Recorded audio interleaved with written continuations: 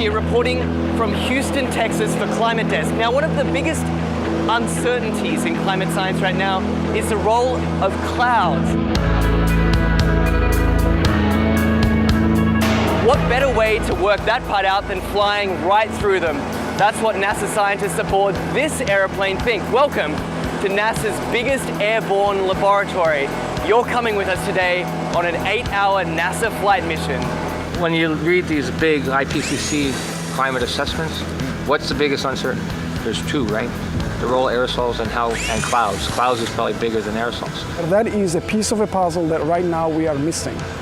You can't get the models right if you don't understand the chemistry and the process. Now we're being told we've got to get on. The doors are about to shut, so let's go aboard.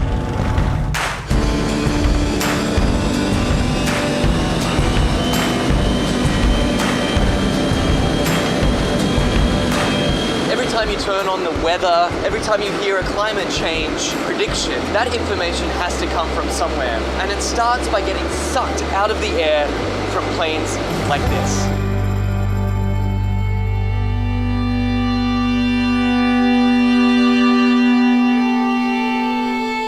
This mission is to particularly try to understand the emissions from the surface, so mostly biogenic emissions, so from trees and other plants.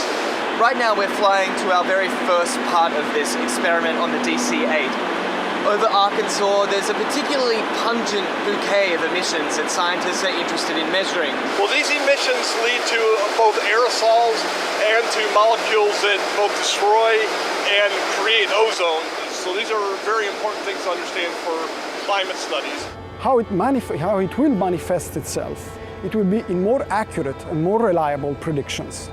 So what we're doing is taking a series of flyovers, each at a different level of the atmosphere, scooping up those emissions, testing them, and hopefully scientists are going to see exactly what's in this column of air all the way up. The data that we collect in one flight can keep busy 60 scientists and students for 3 years, 4 years. We're still studying data from data collected 20 years ago. In fact, this particular mission today is its most heavily equipped in its nearly 30 years of service. Each one of these consoles here is a specially equipped scientific instrument designed to collect all sorts of different data in real time. And this instrument here tracks the sun. We're looking at mist chambers. They're used to strip soluble gases. This black line is the CO2. It's about 390 ppm right now. We're putting these filters in the bags that we've got the aerosols that we trapped out of a certain amount of air. And so we're sampling up here about 150 liters a minute. That ultimately flows back into the operational models. It flows back into what goes on TV every day. Anyway, I got to get this sample going. You do it. It's a busy man at work. We can't let him rest. Well, get this. We've just spent 2 hours crisscrossing this one cloud formation. In, back out again, back in again. Then they grow, and we track them as long as we can, and then we let it go. Even one cloud can hold a host of answers to the mysteries of climate change. The patterns of, where the clouds are, what type of clouds we see, what kind of weather systems they're associated with it, that'll all be shifting in a shifting climate, in a world with climate change. Then the big spark is this, is when we actually get the meat on the grill. And then it will be some time to process it.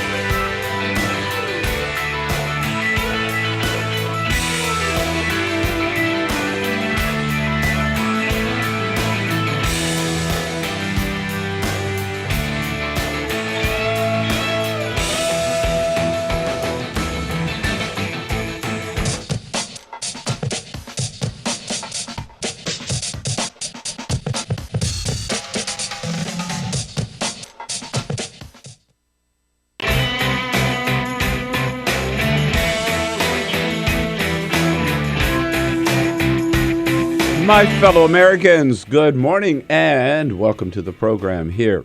The Bill Press Show coming to you live on Free Speech TV from our nation's capital, the most powerful city on the planet. Also booming out to you, of course, on our video stream at TawkrTV, youtube.com/Tawker, TAWKRTV. Hey, good to see you this morning. Thank you for joining us. Thanks for being part of the program. Look forward to not only bringing you up to date on what's going on, but hearing from you as to what it all means to you and your family and your community, what you think about the news of the day. You know how to do it. Give us a call at 866-55-PRESS or send us your comments on Twitter at BP Show and on Facebook at facebook.com/Bill Press Show. Among the stories we're going to be talking about this morning, how about it? They're calling it Husky Heaven. University of Connecticut women last night completing the sweep. They are the now women's champions of the NCAA, beating Notre Dame handily and ending up with a 40-0 season. They are clearly playing in a league of their own. President Obama, for the big ceremony at the White House yesterday, signing 2 executive orders to make it easier for women to find out if they are in fact getting paid the same as men in their company and being able to do something about it. Today, President Obama goes down to Fort Hood in Texas to attend the memorial service for the victims of last week's tragic shooting at Fort Hood. Then he moves on to Houston. Tomorrow he will join 3 other former living presidents in Houston to celebrate the legacy of Lyndon Baines Johnson and the 50th anniversary of the Civil Rights Act. All that and more. Lots to talk about this Wednesday morning. Stay with us right here on The Bill Press Show. Good to have you part of the program. This is The Bill Press Show.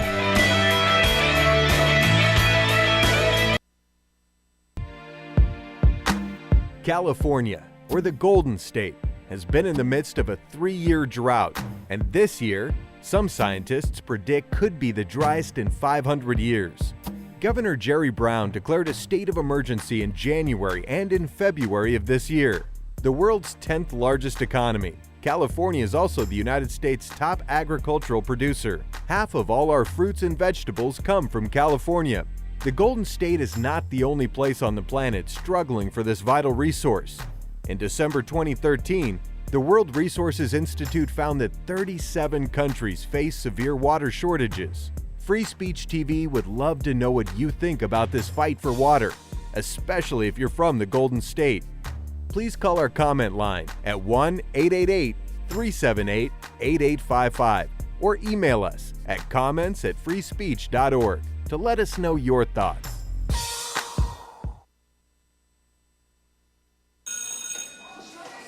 Don't look at me. Your hair's a bit frizzy today. Oh, you should pick that up. Oh, you're such a dork. Loser. Here, let me help you with that. Oops. Every day, kids witness bullying. Oh, look. Your crush is looking at you. Poor you. They want to help, but don't know how. See, no one here's gonna help you, because no one Teach your likes kids how to be more than a bystander. Visit stopbullying.gov. If you drive buzzed, it could cost you around $10,000. You'll face major legal fees, major fines, and steep insurance penalties. You could lose everything. Nothing kills a buzz like getting pulled over for buzz driving, because buzz driving is drunk driving. When some people struggle with their mortgage payments, they become frozen, petrified. Not knowing what to do, they do nothing. But the people who take action are far more likely to get the most positive outcome. Making home affordable is a free government program. Call now to talk one-on-one with a housing expert about the options that are right for you. Real help, real answers, right now.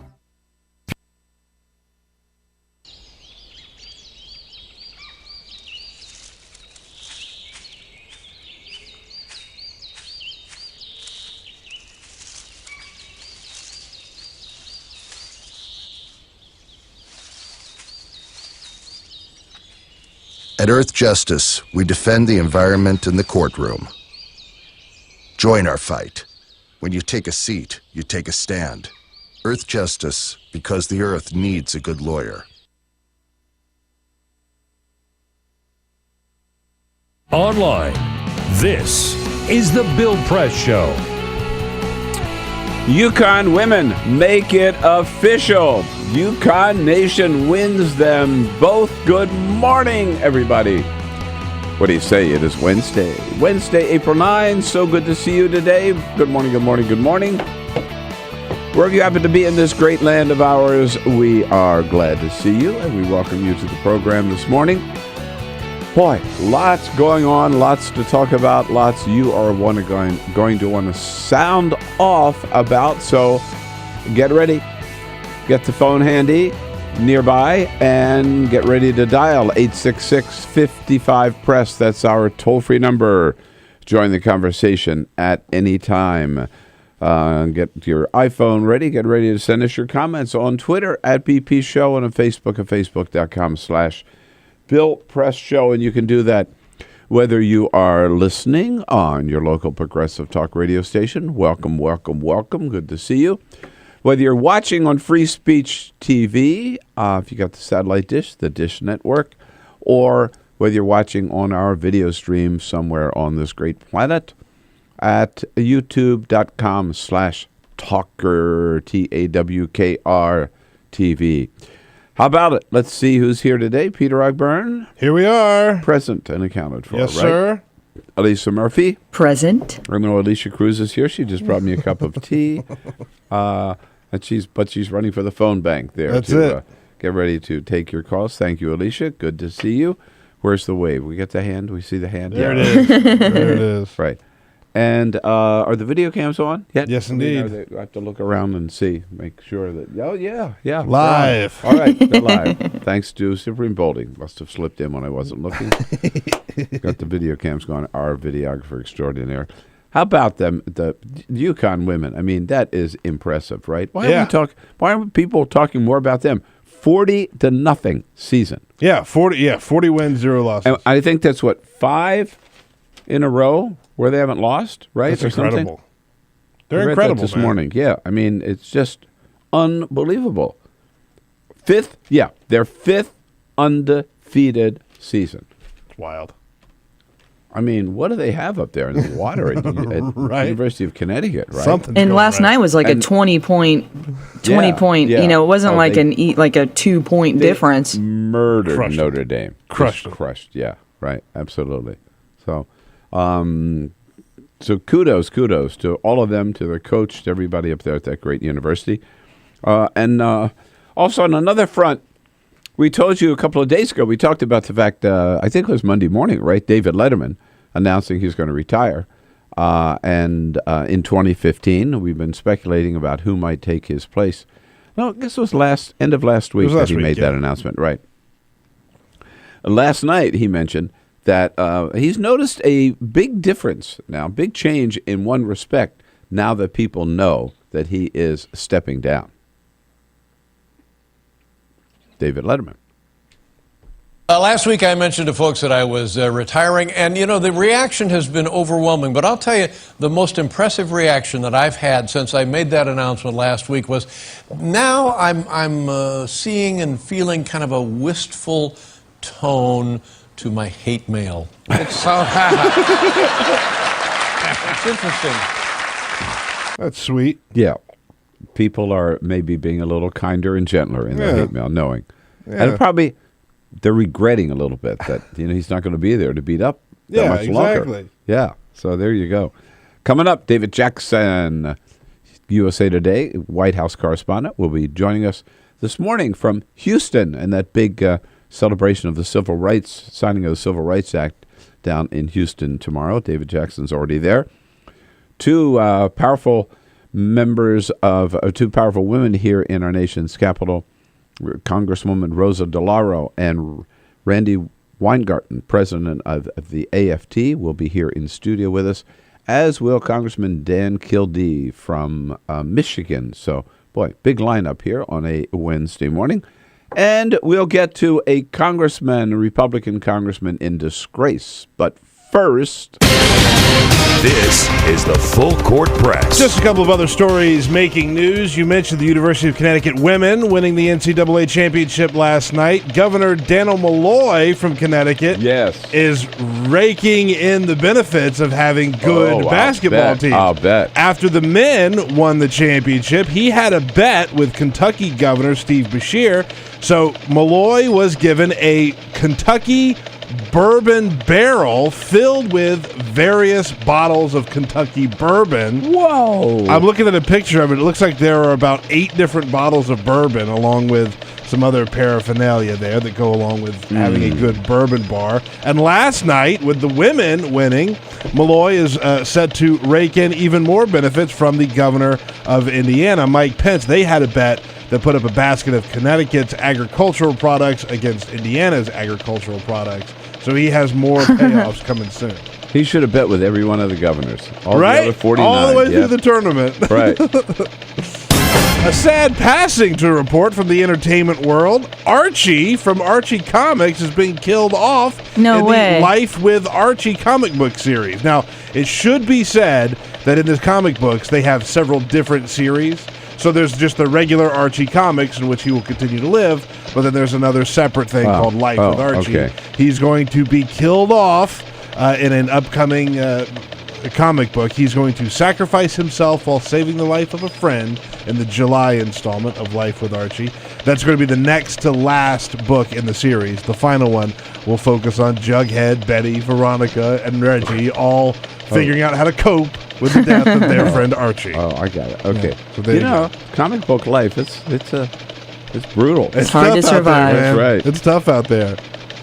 And congratulations to Comcast. 2 big pieces of news to report on totally opposite ends of the spectrum. Yesterday, they announced that they have filed their paperwork for their merger proposal with Time Warner Cable. That's good news for them. The bad news is it's the same day that Consumerists announced Comcast as the worst company in America. Oh, bad timing on that. Yeah, good. We got some good news. We got some bad news. So, yeah, there you go. Comcast, good day, bad day. Boy, my experience is they're a crappy company. They're the worst. Oh, no. We've got Comcast. They are hell to deal with. We had Comcast for a keeps long time. breaking down, and it's just a pain. And we jumped from Comcast. Best thing we did. All right. Thank you, Peter. Yes, indeed. Congressman Vance McAllister, Republican from Louisiana, in a lot of hot water these days. You probably know the story of what happened. This is a man who is a Christian conservative. He campaigned as a Christian conservative. He campaigned on the slogan, faith, family, and hard work. Yeah, faith, family, and hard work. He was elected in November 2013, special election.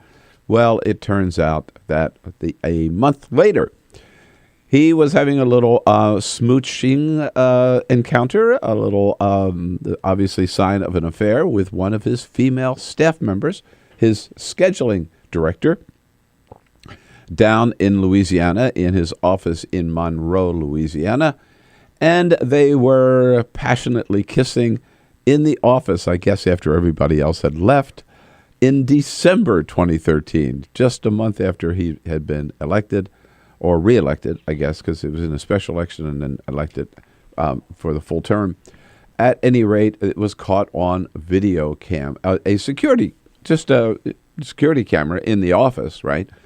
One of his staffers leaked this video. Nobody knows yet who did, but it has created monumental embarrassment for this Christian conservative religious right Republican who is married and has 5 children. The employee is also married and has a 6-year-old son. She and her husband are getting a divorce. McAllister says he did wrong, and now he's just begging for forgiveness and for privacy to work things out with his wife and his family. I have sinned against you, oh Lord, oh Lord, oh Lord is right. So the question I have for you is there any way you can defend this congressman? Because after all, even members of Congress, right, have a right to a private life as long as it doesn't interfere with their public life. Well, let's talk about that. First of all, there's some strong condemnation of Vance McAllister yesterday from fellow members of Congress. Congresswoman Jackie Spears starting it off. It is not okay to fondle a staff member. It is not okay to make suggestive comments to a staff member. It is not okay to have provocative pictures on your computer. Yes. It is just not okay to conduct ourselves in that manner. Right. Not okay. And she said it does his behavior brings shame down on all members of the House. This is the Congress of the United States of America. This is the House of Representatives of the United States of America. This is not a frat house. Wow. Jackie Spear, man, she's tough. The condemnation did not come from just Democrats. Eric Cantor, the majority whip in the House of Representatives, also, without naming him, condemning Vance McAllister. The American people deserve all of their representatives here in Washington to hold to a very high standard of behavior and conduct. Yeah. Now, so again, the question, any way you can defend this guy, I mean, he does have a private life, doesn't he, after all? Came home to me yesterday in a very funny way when I got a call yesterday afternoon, just leaving the White House, from the producer of the Nancy Grace show on HLN. I've never been on Nancy Grace's show. Watched her many times, I'm telling you. And I said, yeah, why are you calling? Well, we wanted to know if you could be on the show tonight.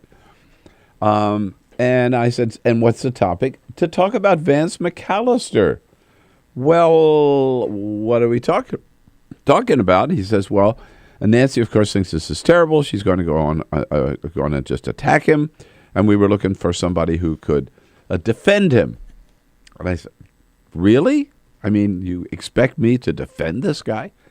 And he said, well, if maybe you wouldn't say certainly you wouldn't say what he did was right. You did acknowledge what he did was wrong. But after all, again, on the theory that even people in public life have a right to a private life. And as long as they're private, what they do privately doesn't interfere with what they do publicly, then, we ought to just stay out of their private life.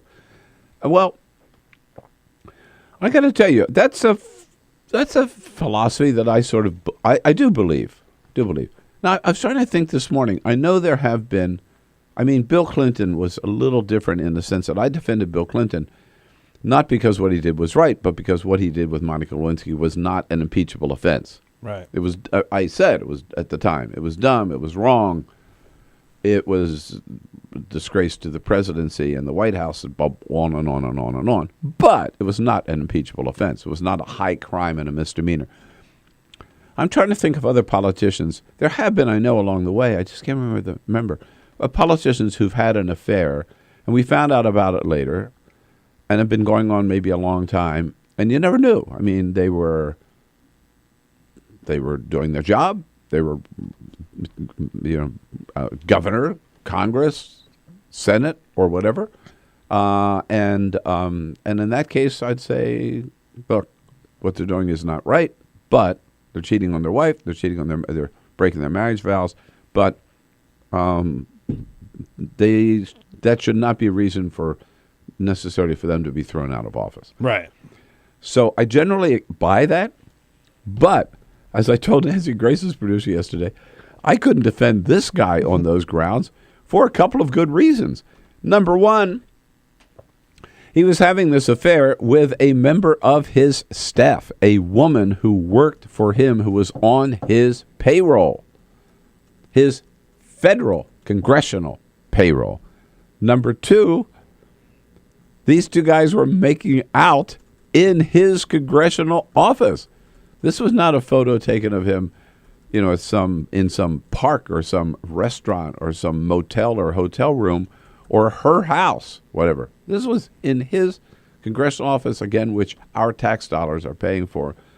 And number three, This hypocrite ran for office and presented himself as this outstanding moral character, right? Faith, family, and hard work. That's a slogan. That's a slogan. So, I mean, just the pure the hypocrisy alone is bad enough to prevent my not being able to defend this guy. Anybody out there have a good word to say about Vance McAllister? Let's find out. 866-55-PRESS. Or are we expecting too much from our public officials?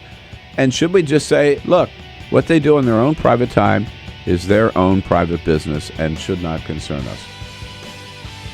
That's sort of the French attitude. 866-55-77-377. Let's talk about it Wednesday morning on The Bill Press Show.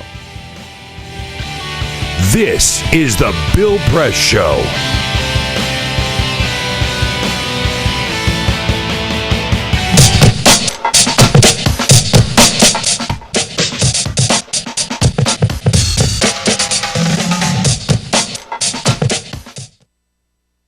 You make it sound very easy to take these 90-degree turns in your career. You went from engineering to law. But there's an awful lot of people at that age who feel they're on a track, they've invested time in learning a career, and they need to see it through to the end, or maybe their parents are pushing them to stay in one route. What is your advice for a young person? Stay away from your parents. Our social entrepreneurs are people who have been on the front lines of social change. I've learned so much from talking with them.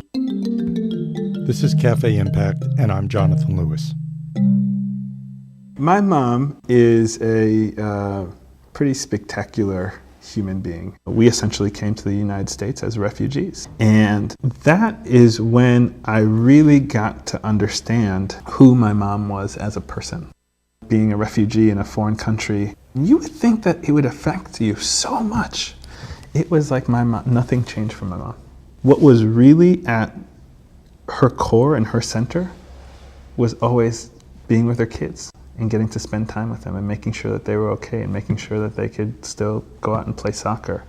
I knew that if my goal was to go to Liberia and to work on economic justice so that, kids could go to school and have access to a doctor if they have malaria, that if I bet on their moms, we win.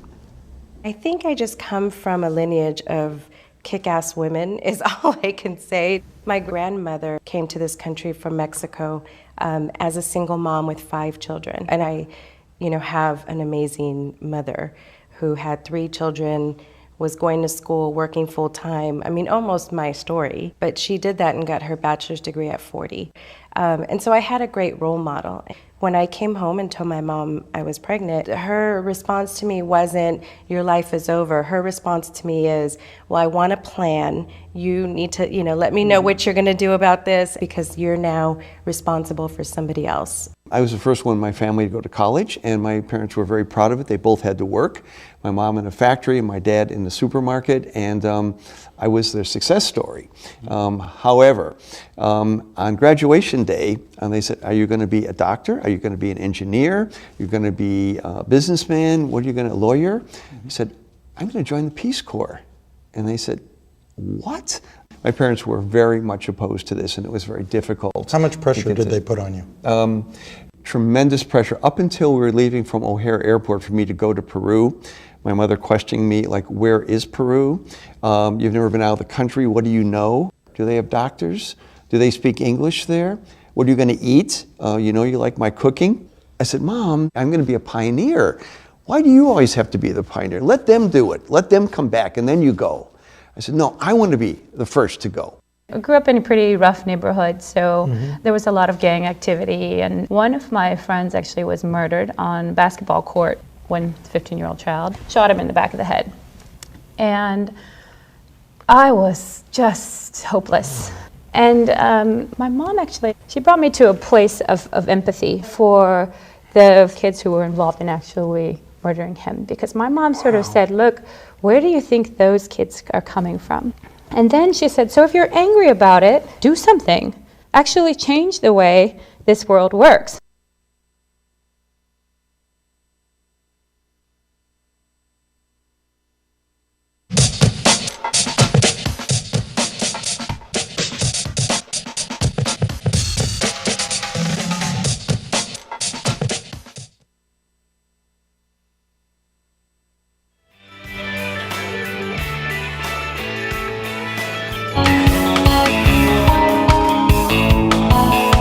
on your radio, on TV, and online. This is The Bill Press Show. Yeah, 26 minutes after the hour. Congressman Vance McAllister, by the way, has asked the FBI to investigate who leaked the video of him planting this deep kiss on his staffer in his congressional office. I think he had better just let this baby just hope it goes away. Asking for that FBI probe of who leaked the video. No, Congressman, the guilty party here is not who leaked the video. The guilty party here is who was, having the affair with his staffer. You're making the problem idiot. worse. Yeah. You want to? He has handled this so poorly, in that sense, from a crisis management standpoint, right? Like, so she's been taken off the payroll. Yeah. By the way, that's the other thing is he suspended her. Yeah. Without pay. On equal pay day. On equal pay day. Meanwhile, he is still collecting his congressional paycheck. Yeah. Yeah. Right. What a bozo. Peter, we're comments? on Twitter, by the way, at BP Show on Twitter, at BP Show. Michael Peterson says, I'm not so sure if he should step down, but it's certainly disgusting. I feel for the spouses of both parties, but he is a jerk. Find us on Twitter at BP Show. Terry, calling from Holton, Indiana. Hey, Terry, what do you think of this guy? Good morning. I think he's a complete fraud because when he was announcing that he was running, the man that he had, the wife that he had the affair with, her husband said, when did you find religion? And he said, when I decided to run for office. Oh, no kidding, really? So that's complete hypocrisy on his fault, on his part. And unfortunately, there's a lot of politicians, I feel, wave the God flag just to try to get into office. You are so correct. And but Terry, I think there are a lot of politicians who discover religion when they decide to run for office. Yeah. Ronald Reagan was one of them, right? Yeah. This guy, these people think of him as this God-fearing, God-worshiping kind of president. He, once he got into the White House, he never went to church, right? But he found religion when he was running, that's for sure. More about Vance McAllister, anyway, to defend this guy, what ought to happen to him when we come back here on this Wednesday morning edition. This is the Bill Press Show.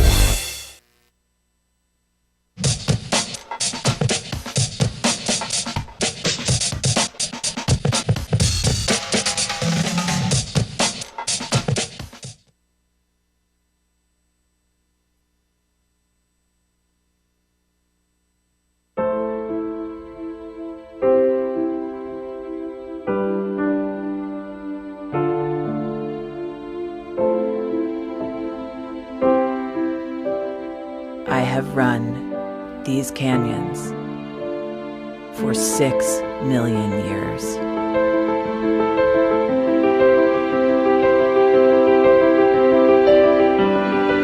I have traveled from the Rocky Mountains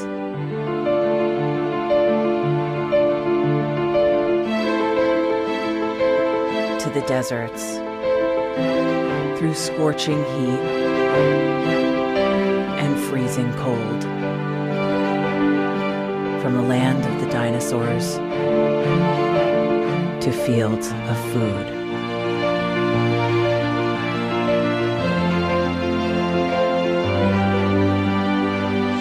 I lend my hand to 7 states, 2 countries, 9 national parks, and 36 million people across an arid West. I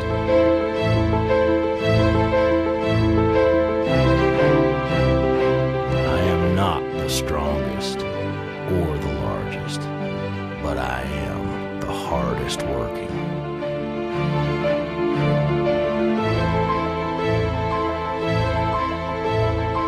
People love me. My playfulness, My beauty. my power.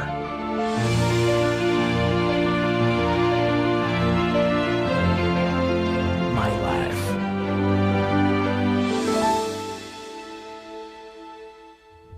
But I don't think I can offer any more. I am tired. I am tired. Tapped. And tied. Of the hundreds of major rivers in the world, I am one of the few who no longer kisses the sea. Battles to harness my soul have been won and lost.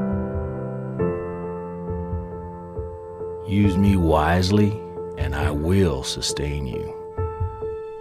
Use me like you have, and I will break. My name is Red. The Grand River Red. The American Nile. The Canyon Maker. I am the Colorado River. And I am the most endangered river in America.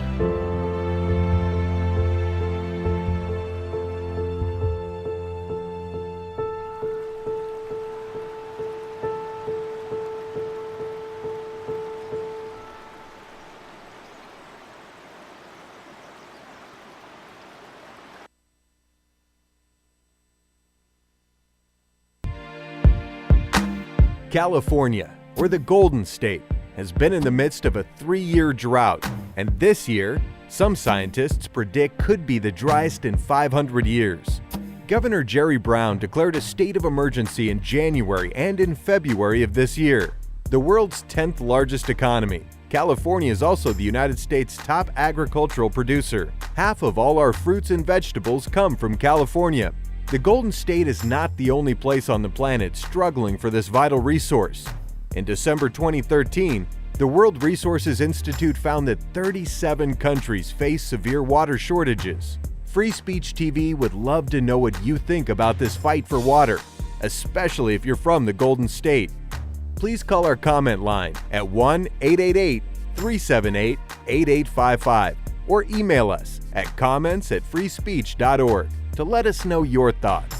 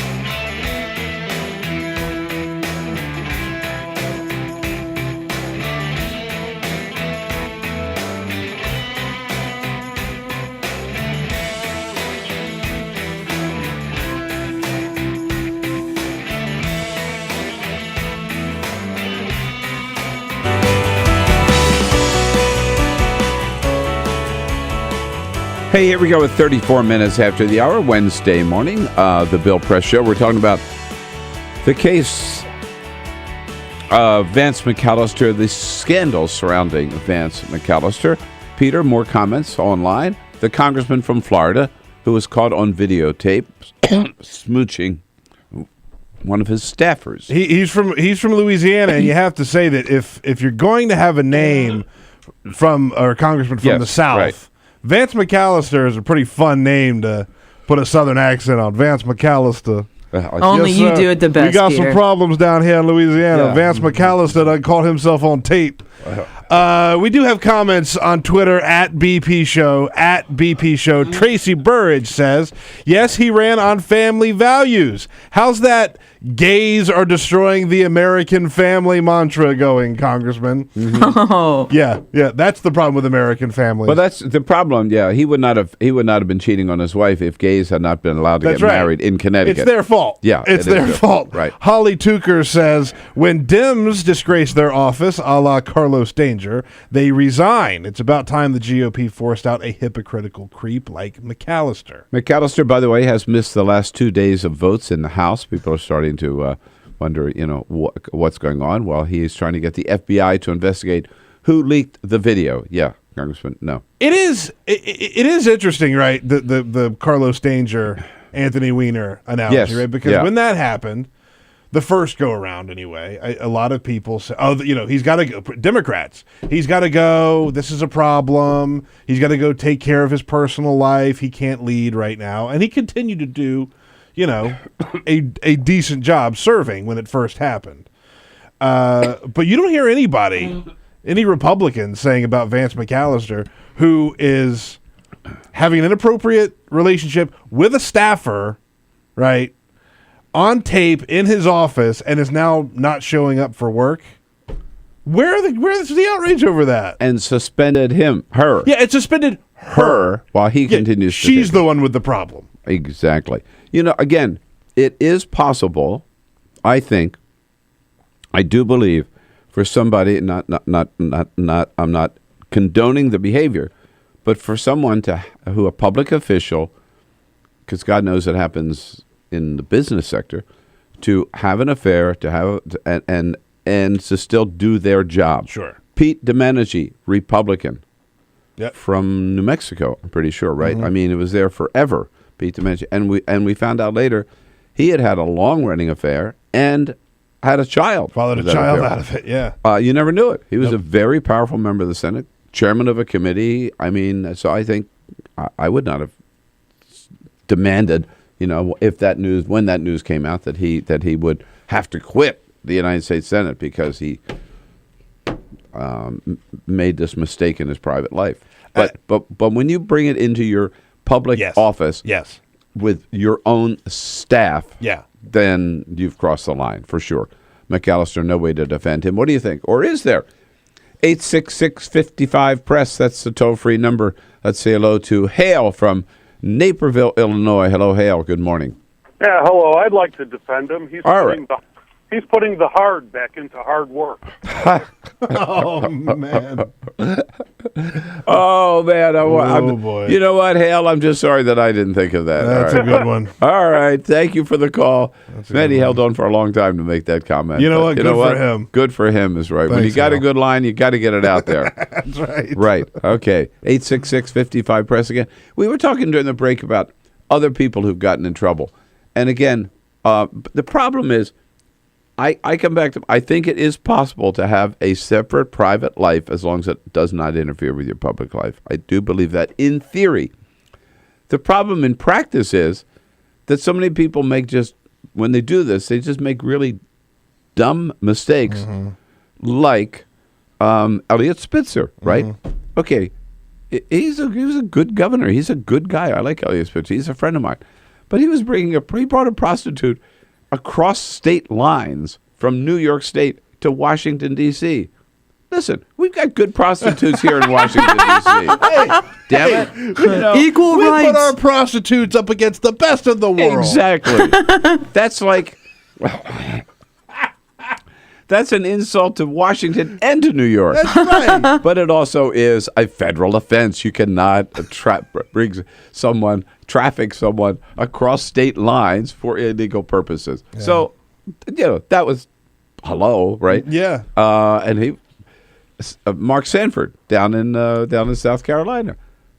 Whatever he was doing with this Brazilian bombshell, right? Okay, that might have happened. Except he's going to Brazil using state dollars to pay for his transportation, as if he's on some trade mission. And then he told reporters he was hiking on the Appalachian Trail, right?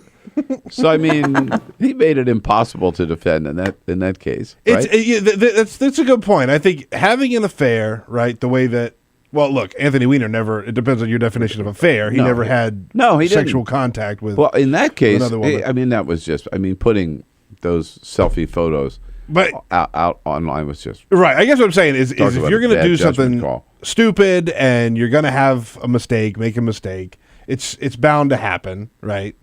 But when it starts affecting how you do your job and you disappear like Mark Sanford did for days, no one knew where the hell he was. David Vitter was hanging out with prostitutes in Washington, D.C. The problem with David Vitter was he was lining up his dates making his calls on the Senate floor. Yeah. Using his Senate cell phone. That's how he got caught, Yeah. right? So in those cases, I mean, they clearly brought the condemnation on themselves. If they were just smarter and would do it quietly, right, on this, then we would know about it and nobody would care. And people would be a lot more forgiving. I think more forgiving. To me, I think the thing that Vance McAllister is going to have a hard time getting past is that this was a member of his staff, and you cannot, as an employer, have a relationship with someone who works for you. That, sex aside, right, relationship aside, that you cannot do. You can't do. Yeah, and in your own office. Yeah. I mean, no, crazy. All right, Vance McAllister, I'd have to say that. At any rate, I'm glad I did not try to defend him last night. That would have been tough. I didn't even consider it, by the way, on the Nancy Grace show. And I think it won't be long before Vance McAllister decides that he wants to spend more time with his family. That's right. And we have a special election Yes, sir. in Louisiana for Vance McAllister's congressional seat. All right, when we come back, David Jackson covers the White House for USA Today. He will join us as he does every Wednesday to talk about the great big Civil Rights Summit down at the LBJ Library. This is the Bill Press Show.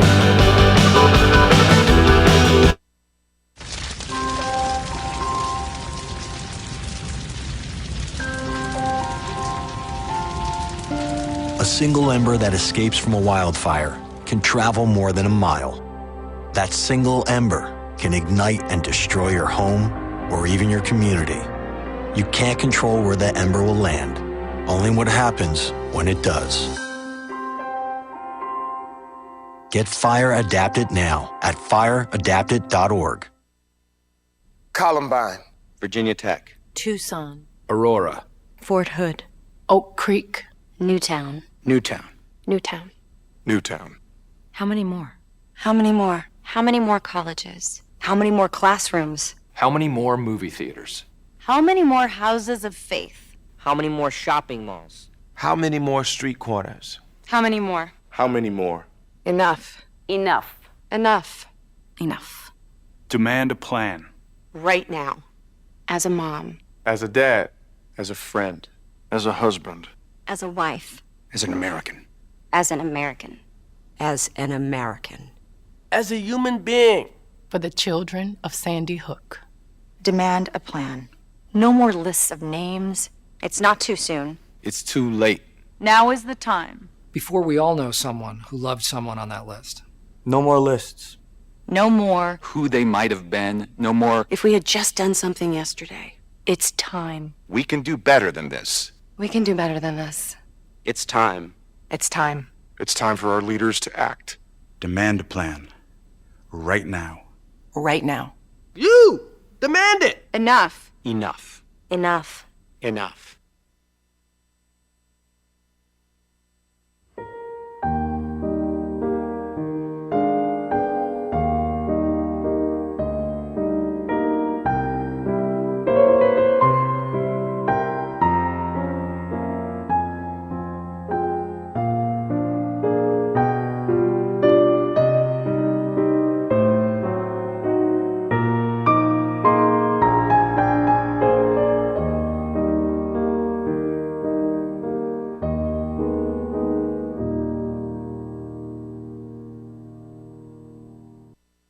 None of us would want to be told we can't marry the person we love. As Americans, we believe in freedom. That's what I fought for as a Marine, and that's what we believe in as Republicans. Freedom means freedom for everyone. I didn't used to understand the importance of same-sex marriage, but after learning my brother was gay, I wanted the same rights for him. He was the best man at my wedding, and I want to be the best man at his. It's only fair that Calvin should have the freedom to marry the person he loves, too. It's time for marriage.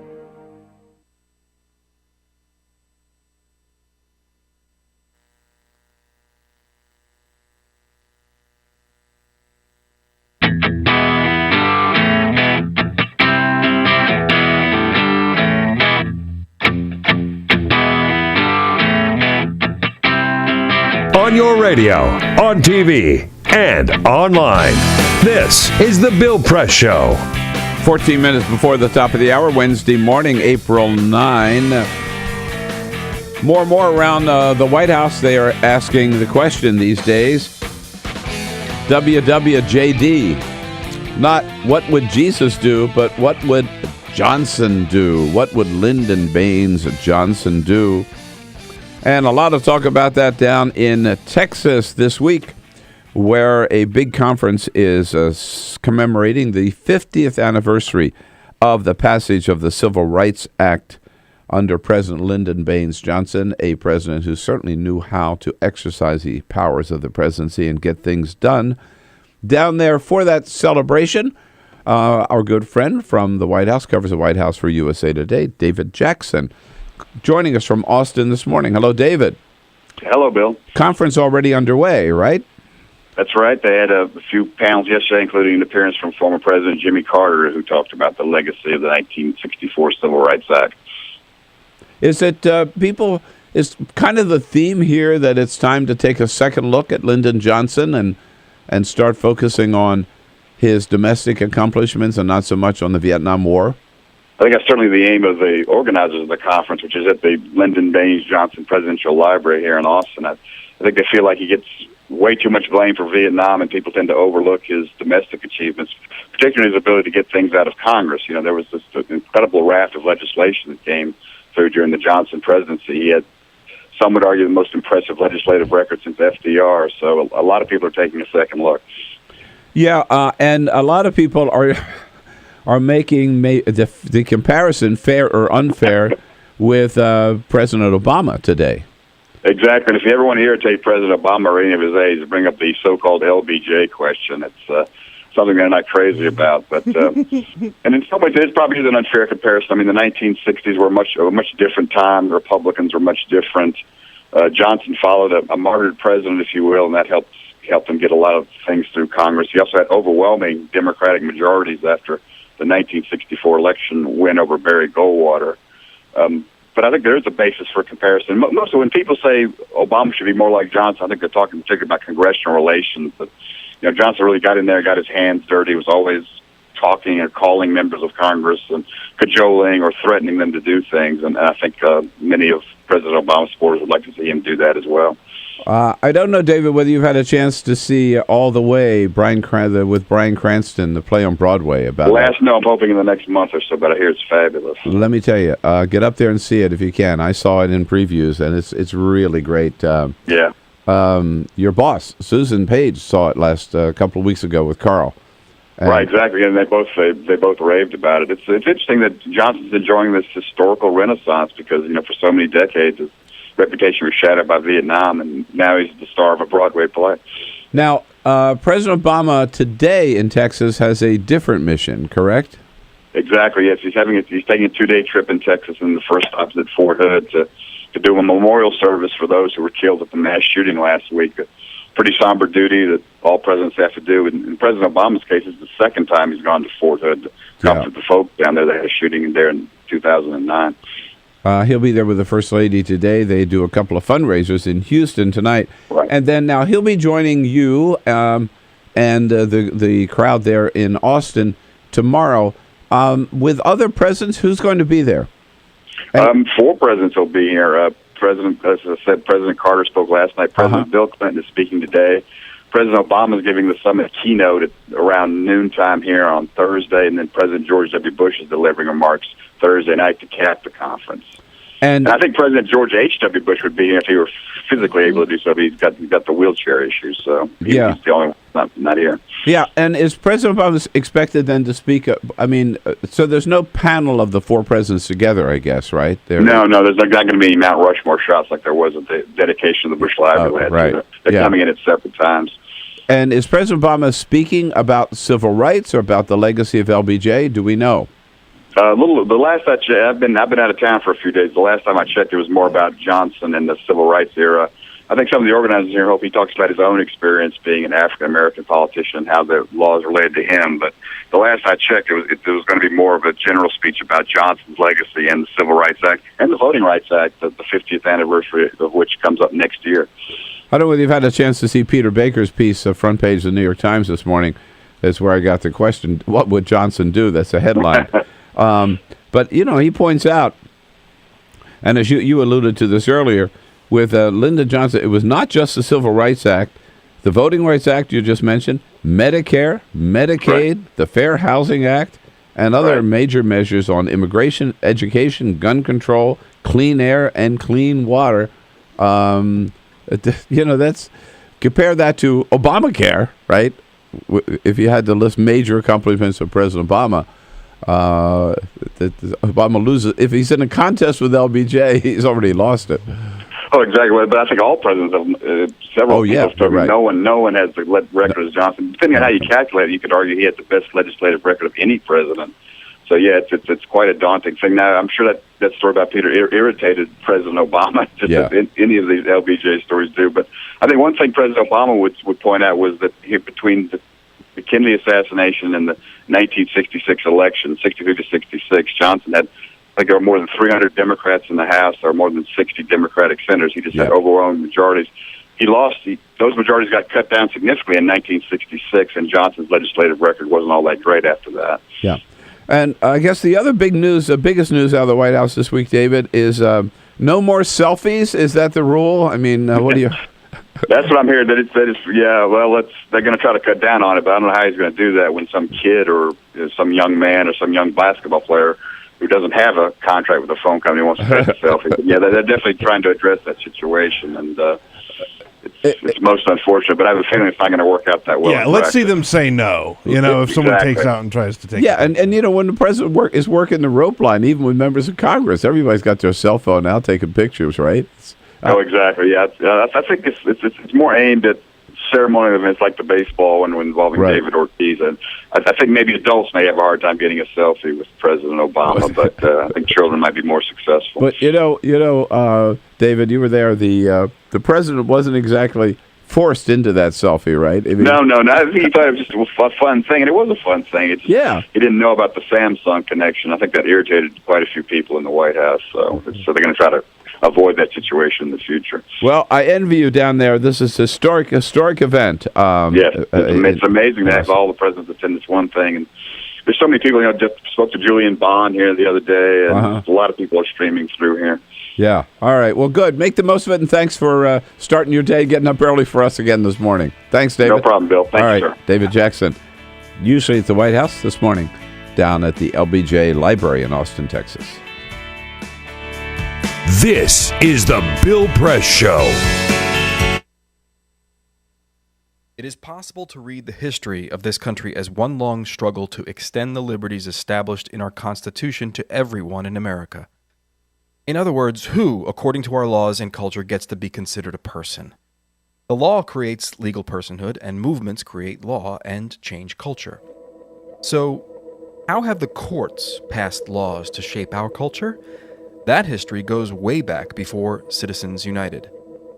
1819, Dartmouth College versus Woodward, Supreme Court case, turned a corporate charter from a government-granted charter to a contract. This ruling gave corporations standing within the Constitution.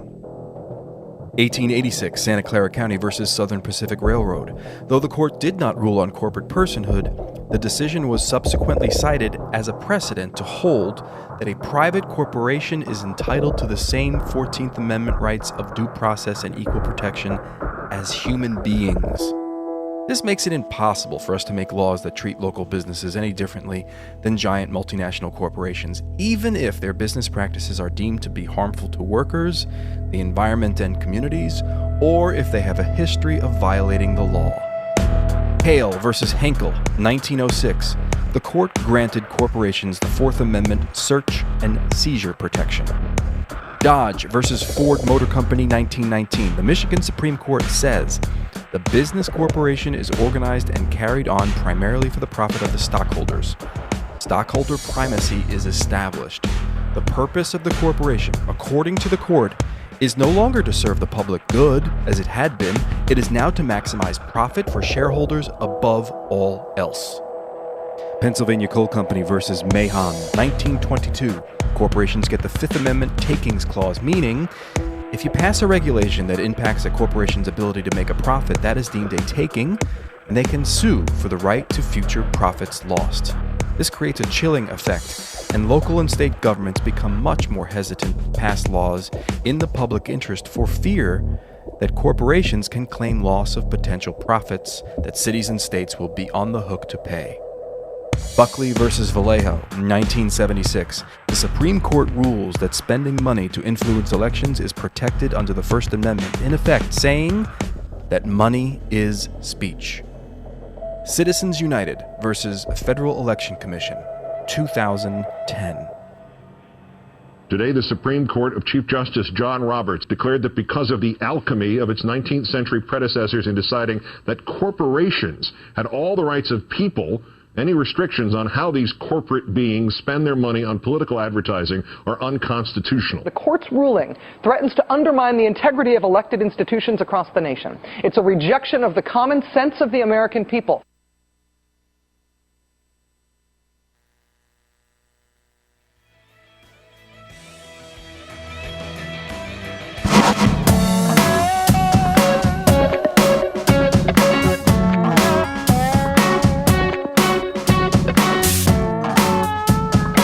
This is the Bill Press Show.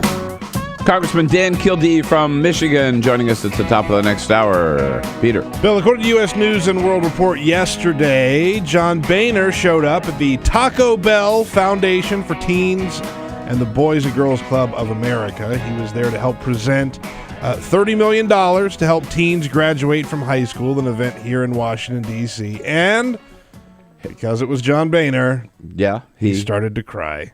No. He said, "Some of you know how I am about these things," he said, choking back tears while praising the work of the Boys and Girls Club. He said, quote, "We need to do a better job at educating more American kids. We live in America, for goodness sake." He said that through tears, according to U.S. News. And was he smoking a cigarette while he was... No. Maybe the smoke got in his eyes. Maybe he had some of the Taco Bell waffle tacos and just the moment got to him. That's probably what it was. I'll bet you he enjoys a few tacos. I'm sure. Yeah, as long as he can have them with red wine. That's right. And a cigarette at the same time. Congressman Dan Kildee from Michigan coming up here in the next hour with us, starting off the top of the hour. So stay with us on this Wednesday morning. This is the Bill Press Show.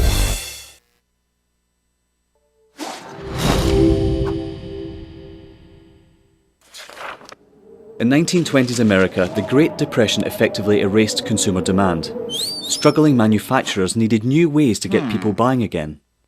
Innovative production processes like stamping and use of molds allowed them to use new materials for their designs. Products using vinyl, chrome, aluminium and plywood began appearing. American industrial designers began introducing streamlined, efficient shapes that shouted progress.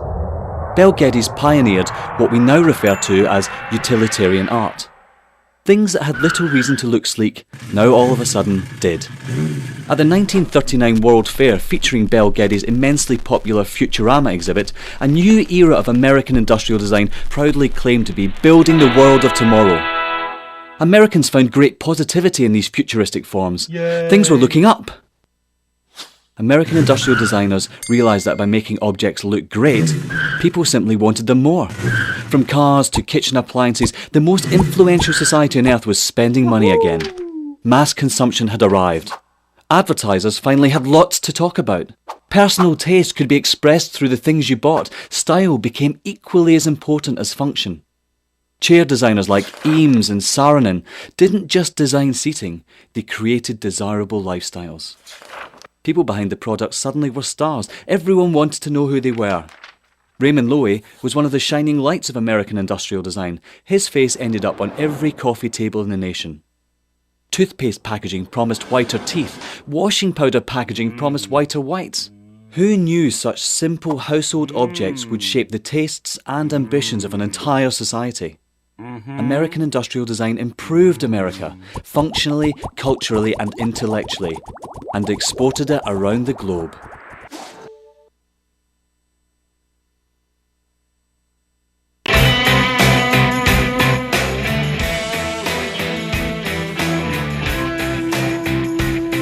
My fellow Americans, good morning and welcome to the program here. The Bill Press Show coming to you live on Free Speech TV from our nation's capital, the most powerful city on the planet. Also booming out to you, of course, on our video stream at TawkrTV, youtube.com/Tawker, TawkrTV. Hey, good to see you this morning. Thank you for joining us. Thanks for being part of the program. Look forward to not only bringing you up to date on what's going on, but hearing from you as to what it all means to you and your family and your community, what you think about the news of the day. You know how to do it. Give us a call at 866-55-PRESS or send us your comments on Twitter at BP Show and on Facebook at facebook.com/Bill Press Show. Among the stories we're going to be talking about this morning, how about it? They're calling it Husky Heaven. University of Connecticut women last night completing the sweep. They are the now women's champions of the NCAA, beating Notre Dame handily and ending up with a 40-0 season. They are clearly playing in a league of their own. President Obama, with a big ceremony at the White House yesterday, signing 2 executive orders to make it easier for women to find out if they are in fact getting paid the same as men in their company and being able to do something about it. Today, President Obama goes down to Fort Hood in Texas to attend the memorial service for the victims of last week's tragic shooting at Fort Hood. Then he moves on to Houston. Tomorrow he will join 3 other former living presidents in Houston to celebrate the legacy of Lyndon Baines Johnson and the 50th anniversary of the Civil Rights Act. All that and more. Lots to talk about this Wednesday morning. Stay with us right here on The Bill Press Show. Good to have you part of the program. This is The Bill Press Show.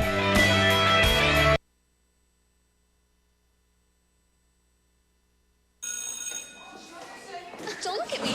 Your hair's a bit frizzy today. Oh, you should pick that up. Oh, you're such a dork, loser. Here, let me help you with that. Oops. Every day, kids witness bullying. Oh, look. Your crush is looking at you. Poor you. They want to help, but don't know how. See, no one here's gonna help you, because no one Teach your likes kids how to be more than a bystander. Visit stopbullying.gov. If you drive buzzed, it could cost you around $10,000. You'll face major legal fees, major fines, and steep insurance penalties. You could lose everything. Nothing kills a buzz like getting pulled over for buzz driving, because buzz driving is drunk driving. When some people struggle with their mortgage payments, they become frozen, petrified. Not knowing what to do, they do nothing.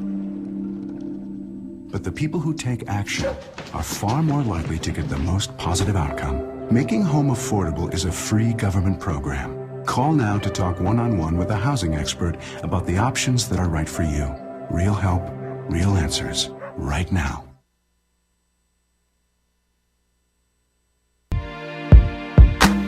California, or the Golden State, has been in the midst of a 3-year drought, and this year, some scientists predict could be the driest in 500 years.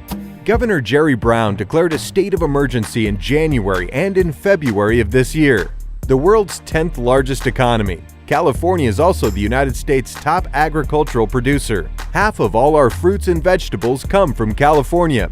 The Golden State is not the only place on the planet struggling for this vital resource.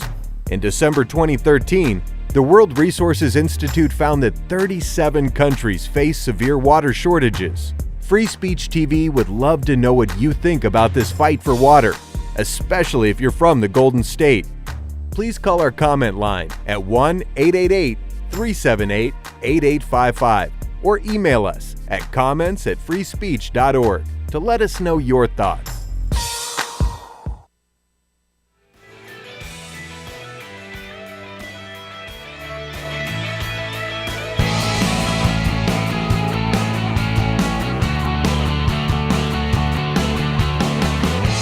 broadcasting around the nation, on your radio, on your TV, and online. This is The Bill Press Show. Congress gearing up to vote on the Ryan budget. Yeah, you know what the Republicans will do with that. They'll approve it and it will go nowhere. Good morning, everybody. What do you say? It is Wednesday, April 9. So good to see you today. Thank you for joining us. It is the Bill Press Show. That's me. And we're coming out to you all the way across this great land of ours on your local progressive talk radio station, number one. Also coming to you live on Free Speech TV. We got a satellite dish on the Dish Network, DirecTV, and on our video stream worldwide at TawkrTV, TawkrTV, and it's youtube.com/TawkrTV. So good to have you with us this morning. Thank you for joining us. And whether you're watching or listening, remember, you can be part of the program. We invite your comments. I ask you to join the conversation at any time at 866-55-PRESS. That's our toll-free number. Send us your comments on Twitter at BP Show and on Facebook at facebook.com/BillPressShow. Congress busy at work this week. Well, they're at least in town. Let's not exaggerate too much. And we're always happy to welcome members of the Congress who stop by on their way to work in the morning. This morning, Congressman Dan Kildee from Michigan back with us. Congressman, always good to see you. Thank you. It's good to be back. Yeah. They're just running you 24/7. Well, we are busy, but that doesn't prevent us from not getting anything done. Follow that logic, and that's what Congress is all about this week, this year, or the last 3 years, actually. Right. Peter Ogburn and Lisa Murphy leading up our team here this morning. Hey, good morning. With Alicia Cruz there, standing by on the phones to take your calls again at 866-55-PRESS, and keeping us looking, all of us looking as good as possible on the video cam is Cyprian Bolding, our videographer. You know, it's we've been laughing, Congressman, about the news that broke yesterday that of his many lives, more lives than a cat, Al Sharpton, right? Yet another twist in his long career is that at one point he was an informer for the FBI. Now, I didn't know this. Apparently he had written about this before in his autobiography. No, I didn't. But it came out a couple of days ago on Smoking Gun website. Right. And, you know, Sharpton never wanted to run away from a controversy, right?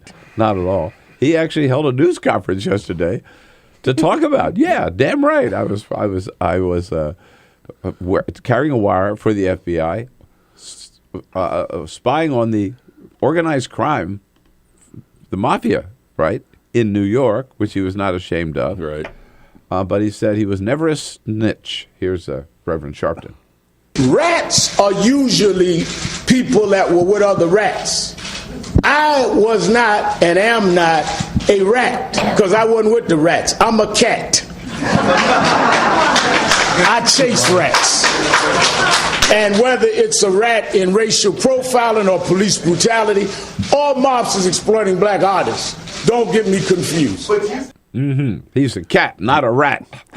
Well, you know, and we were talking about this earlier. It's interesting that it is a bit of a kerfuffle that he was actually working for on the behalf FBI. of the American people to try to take down the mob. I guess that's a good thing. Yeah, so that's right. When was it wrong to try to it certainly wasn't bust wrong, up organized crime? But I imagine it was dangerous.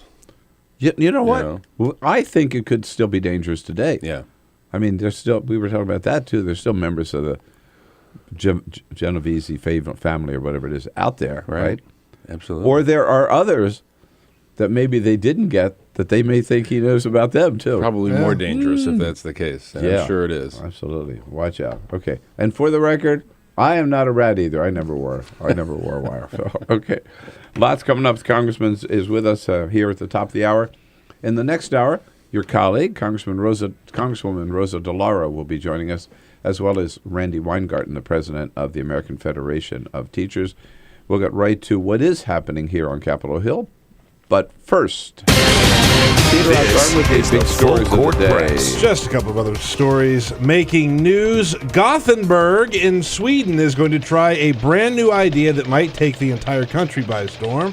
They are starting 6 6-hour work days with full pay. They're cutting back on the 8-hour workday, and they're going to the 6-hour workday. They say... Just for city employees? Yes, yeah, just for city employees. They think that this will boost productivity. They say that a lot of times that extra hour is sort of wasted. You take more breaks, but just a shorter period of time they think could boost productivity and efficiency. So they're going to give it a shot at a trial run. They're trying in another city. They're going to keep it the same, and they're monitoring the output of both cities to see who gets more done. I don't know, Congressman. The rest of the world's going in one direction, and the United States is going in the other. I mean, I don't know if a 6-hour workday works, but when you think about it, how different our society is from many others when you think our notion here is to try to keep people chained to their desk as long as they can. I know. Productivity, well, we just figure more time is more productivity, where other societies tend to value their workforce and their whole lives in a way that I think we ought to be thinking about. I don't know if 6 hours is the right approach, but the notion that they would have that conversation is pretty distinguishable from maybe what it works, do. maybe it doesn't, but at least they're trying it. Right.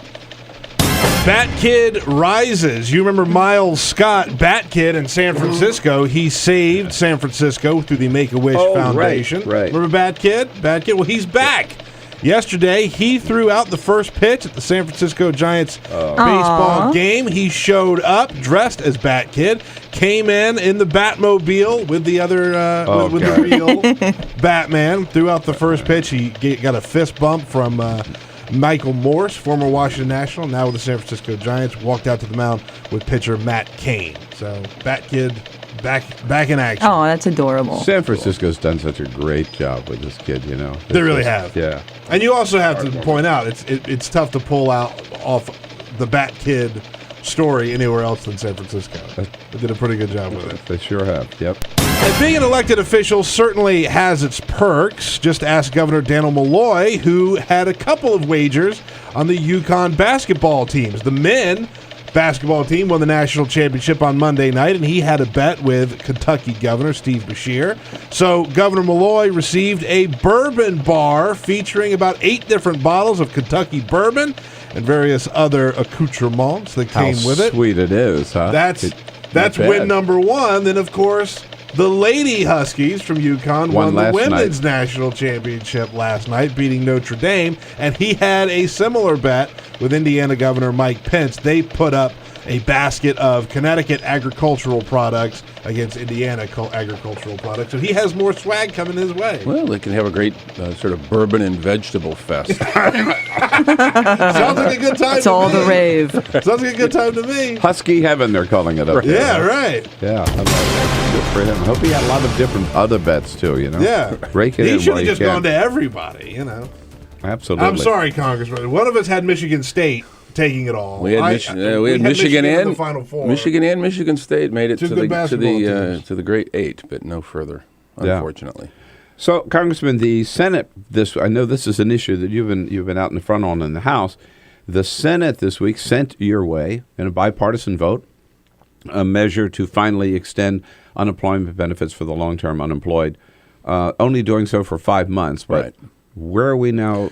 Where's this bound for the House? Well, in the House? We obviously would all have preferred a full year extension, but now that the Senate has acted in a bipartisan fashion, a 5-month extension through the end of May, because it would be retroactive to December 28 when the benefits were cut off, I filed a bill identical to the Senate language just a few minutes after the Senate's final action. We're getting co-sponsors across the board at this point in time. So we have a bill. Yeah. Speaker Boehner can bring it to the floor. It would have bipartisan support. That's clear. 7 Republicans in the House wrote a letter to the Speaker just after the Senate acted, asking that he bring it up immediately. Whoa. So there's, and 7 Republicans who are willing to put their name on a letter, in this conference anyway, generally is indicative of a much larger number that would support this sort of thing if it came to the floor. So if Boehner, most likely at any rate, if the Speaker would bring this to a vote, allow it to come to a vote on the full floor of the House, it would pass. I don't have much doubt about that. Now, just in conversation with other members, here's the thing. Folks who are unemployed don't all congregate into Democratic districts. They live everywhere. Isn't that amazing? Some of these people actually live in red states. It's amazing. It really is. Yeah, and Republican districts. And here's the thing. They're losing their houses. They're losing their apartments. They're losing their cars. The damage that is done to individuals who are simply trying to get from the last job to the next job is not just some problem for a few weeks or a few months. It can change the trajectory of a family for generations. This is the way. Yeah. I went and visited a homeless shelter in my hometown of Flint, Michigan, just a couple of weeks ago. And it was just a standard sort of visit to understand the problems of homelessness in my community. But the conversation revolved mostly around the new folks that they're seeing, people who never imagined being in this condition, who had never turned to government or social services for any kind of help. The reason I mention it is the Republicans generally, or at least Speaker Boehner and a few others, are saying that we shouldn't take this up, this emergency unemployment extension, because it's no longer an emergency. Somehow they've determined... You mean because they've been unemployed so long? This is what I can't figure out. I think they're misunderstanding the nature of emergency unemployment benefits. It's not that it's a political emergency.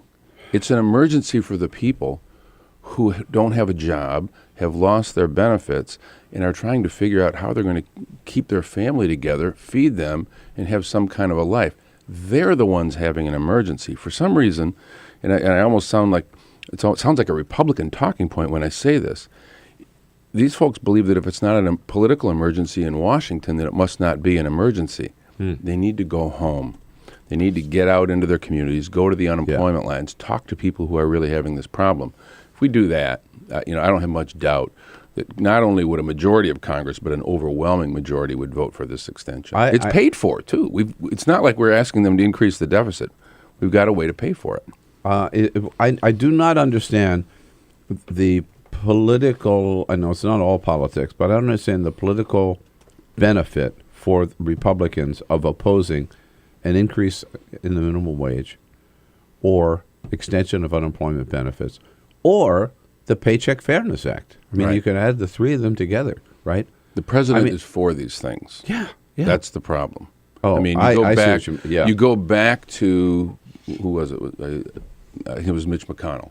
You go back just a few years, and it rings true even today.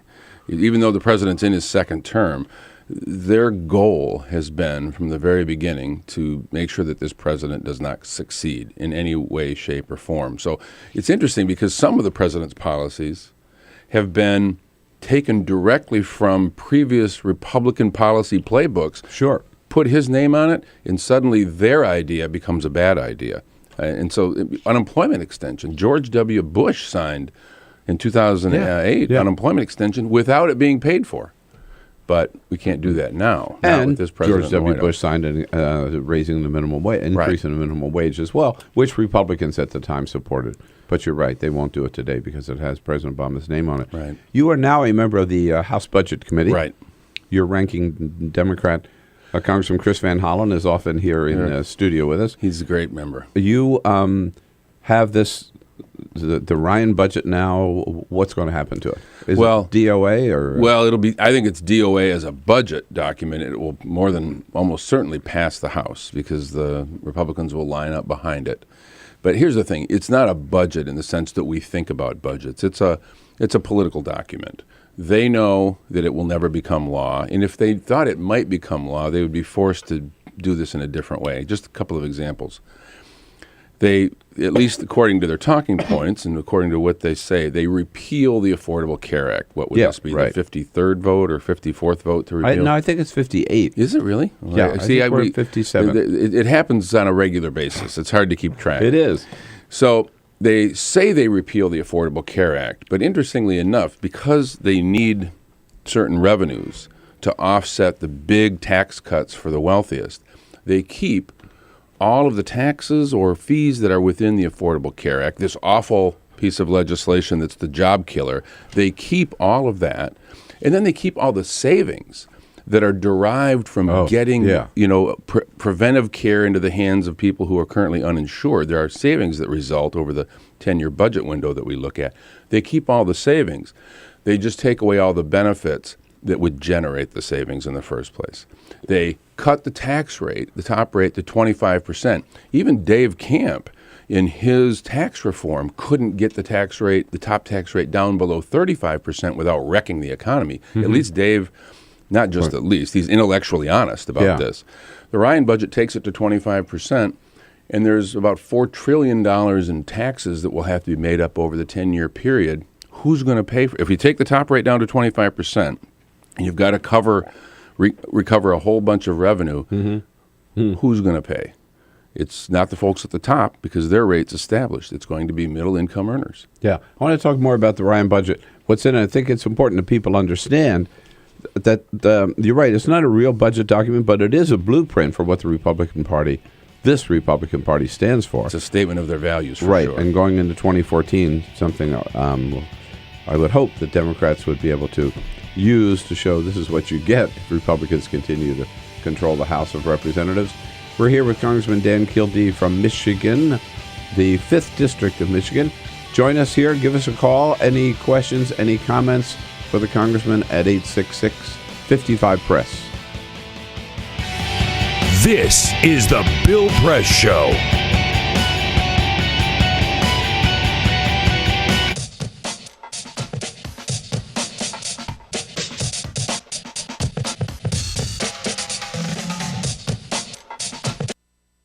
You make it sound very easy to take these 90-degree turns in your career. You went from engineering to law. But there's an awful lot of people at that age who feel they're on a track, they've invested time in learning a career, and they need to see it through to the end, or maybe their parents are pushing them to stay in one route. What is your advice for a young person? Stay away from your parents. Our social entrepreneurs are people who have been on the front lines of social change. I've learned so much from talking with them.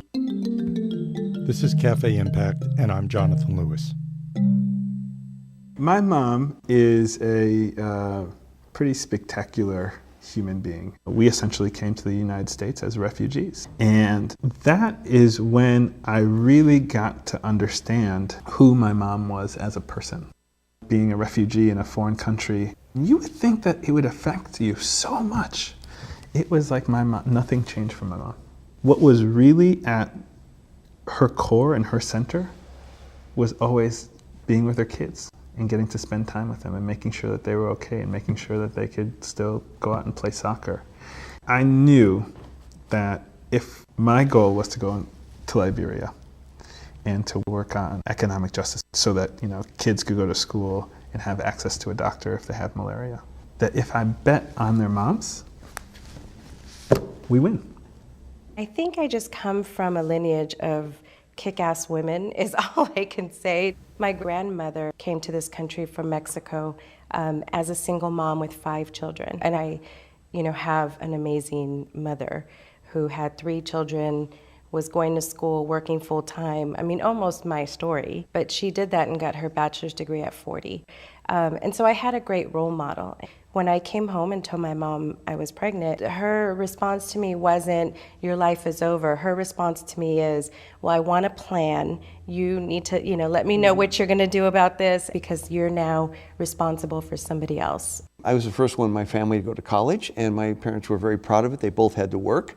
My mom in a factory and my dad in the supermarket, and I was their success story.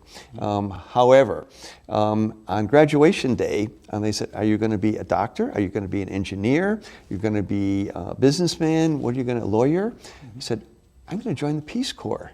And they said, what? My parents were very much opposed to this, and it was very difficult. How much pressure did they put on you? Tremendous pressure. Up until we were leaving from O'Hare Airport for me to go to Peru, my mother questioning me, like, where is Peru? You've never been out of the country. What do you know? Do they have doctors? Do they speak English there? What are you going to eat? You like my cooking? I said, Mom, I'm going to be a pioneer. Why do you always have to be the pioneer? Let them do it. Let them come back, and then you go. I said, no, I want to be the first to go. I grew up in a pretty rough neighborhood, so there was a lot of gang activity. And one of my friends actually was murdered on a basketball court when a 15-year-old child shot him in the back of the head. And I was just hopeless. And my mom actually, she brought me to a place of empathy for the kids who were involved in actually murdering him. Because my mom sort of said, look, where do you think those kids are coming from? And then she said, so if you're angry about it, do something. Actually change the way this world works.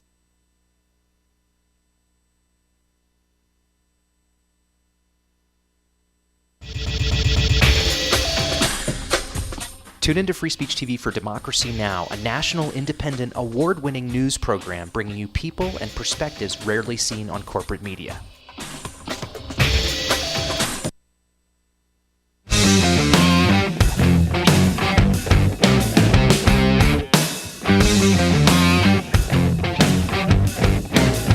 On your radio, on TV, and online.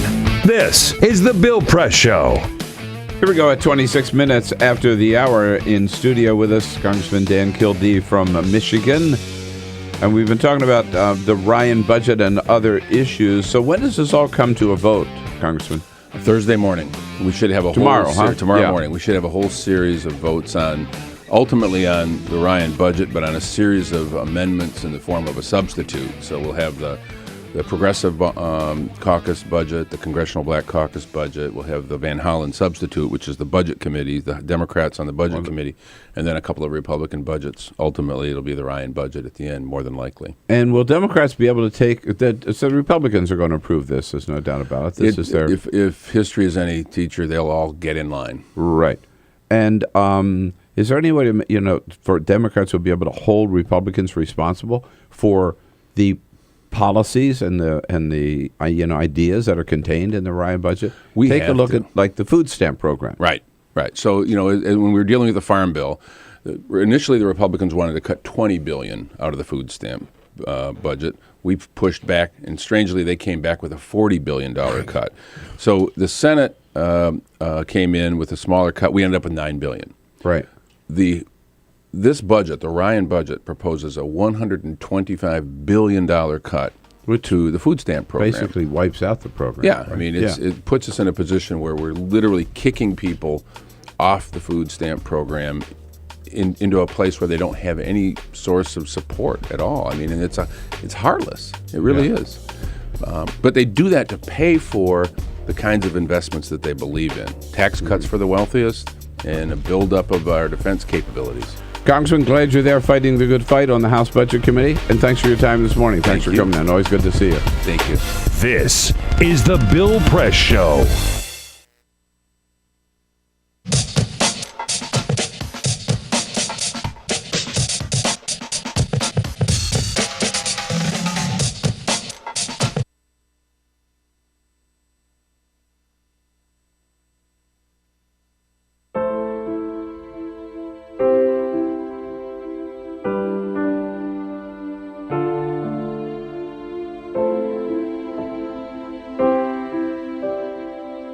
Run these canyons for 6 million years.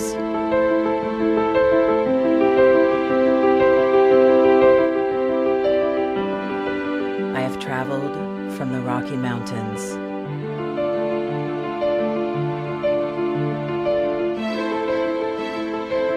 to the deserts, through scorching heat and freezing cold,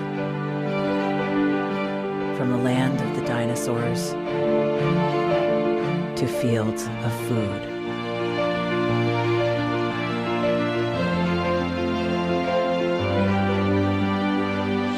I lend my hand to 7 states, 2 countries, 9 national parks,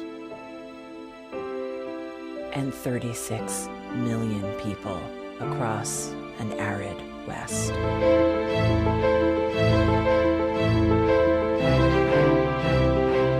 am not the strongest or the largest, but I am the hardest working.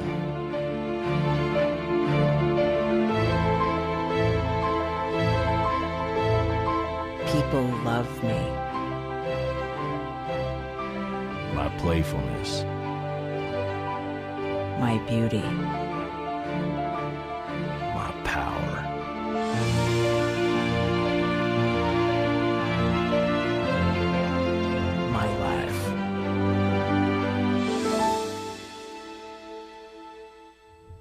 but I don't think I can offer any more. I'm tired. I am tired, tapped, and tied. Of the hundreds of major rivers in the world, I am one of the few who no longer kisses the sea. Battles to harness my soul have been won and lost. Use me wisely, and I will sustain you.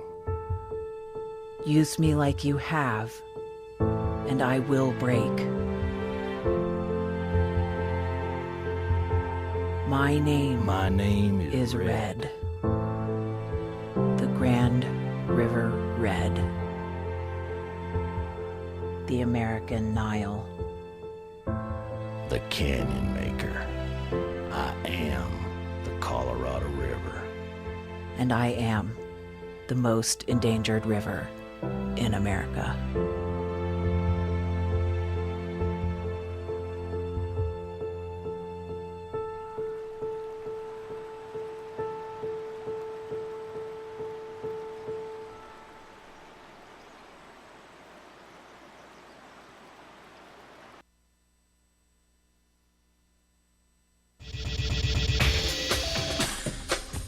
Tune into Free Speech TV for Democracy Now!, a national, independent, award-winning news program bringing you people and perspectives rarely seen on corporate media.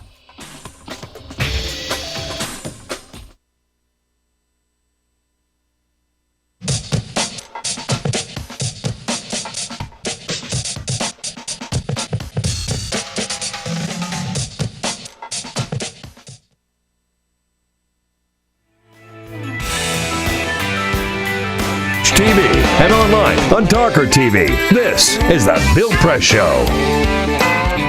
Well, what do you know? Already 33 minutes after the hour here on a Wednesday morning, April 9. And in the next hour, by the way, Congresswoman Rosa DeLauro from Connecticut and Randi Weingarten, president of the American Federation of Teachers, both here in studio with us. Meanwhile, on the foreign policy front, we thought things maybe had settled down and nobody would really admit it, but it looked like we were going to kind of go along with Russia, in effect, annexing Crimea, as long as they kept their hands off the rest of Ukraine, and that was going to be the way things would turn out and move along, and it might be embarrassing, but we would do nothing further, and Russia and Putin would do nothing further. Well, that may not be the case. Now there are troubles in East Ukraine, and at least rumors are, with some evidence, that these protests and the seizure of a couple of buildings there in East Ukraine have been orchestrated by forces inside of Russia. What's really going on? Kristina Wong covers this story, has been covering this story for The Hill, and she joins us on our news line this morning. Hello, Kristina. Good to have you with us. Thank you. Hi, Bill. Thanks for having me. So what is going on here, and what do we know about who's behind it? Oh, geez. Well, U.S. officials are pretty much certain that Russian special forces, the Russian government, are behind the protests that we're seeing in eastern Ukraine. Meanwhile, as you mentioned, there are Russian forces still massed at the border. The evidence that there may be an impending invasion is that there are field hospitals included in those troops.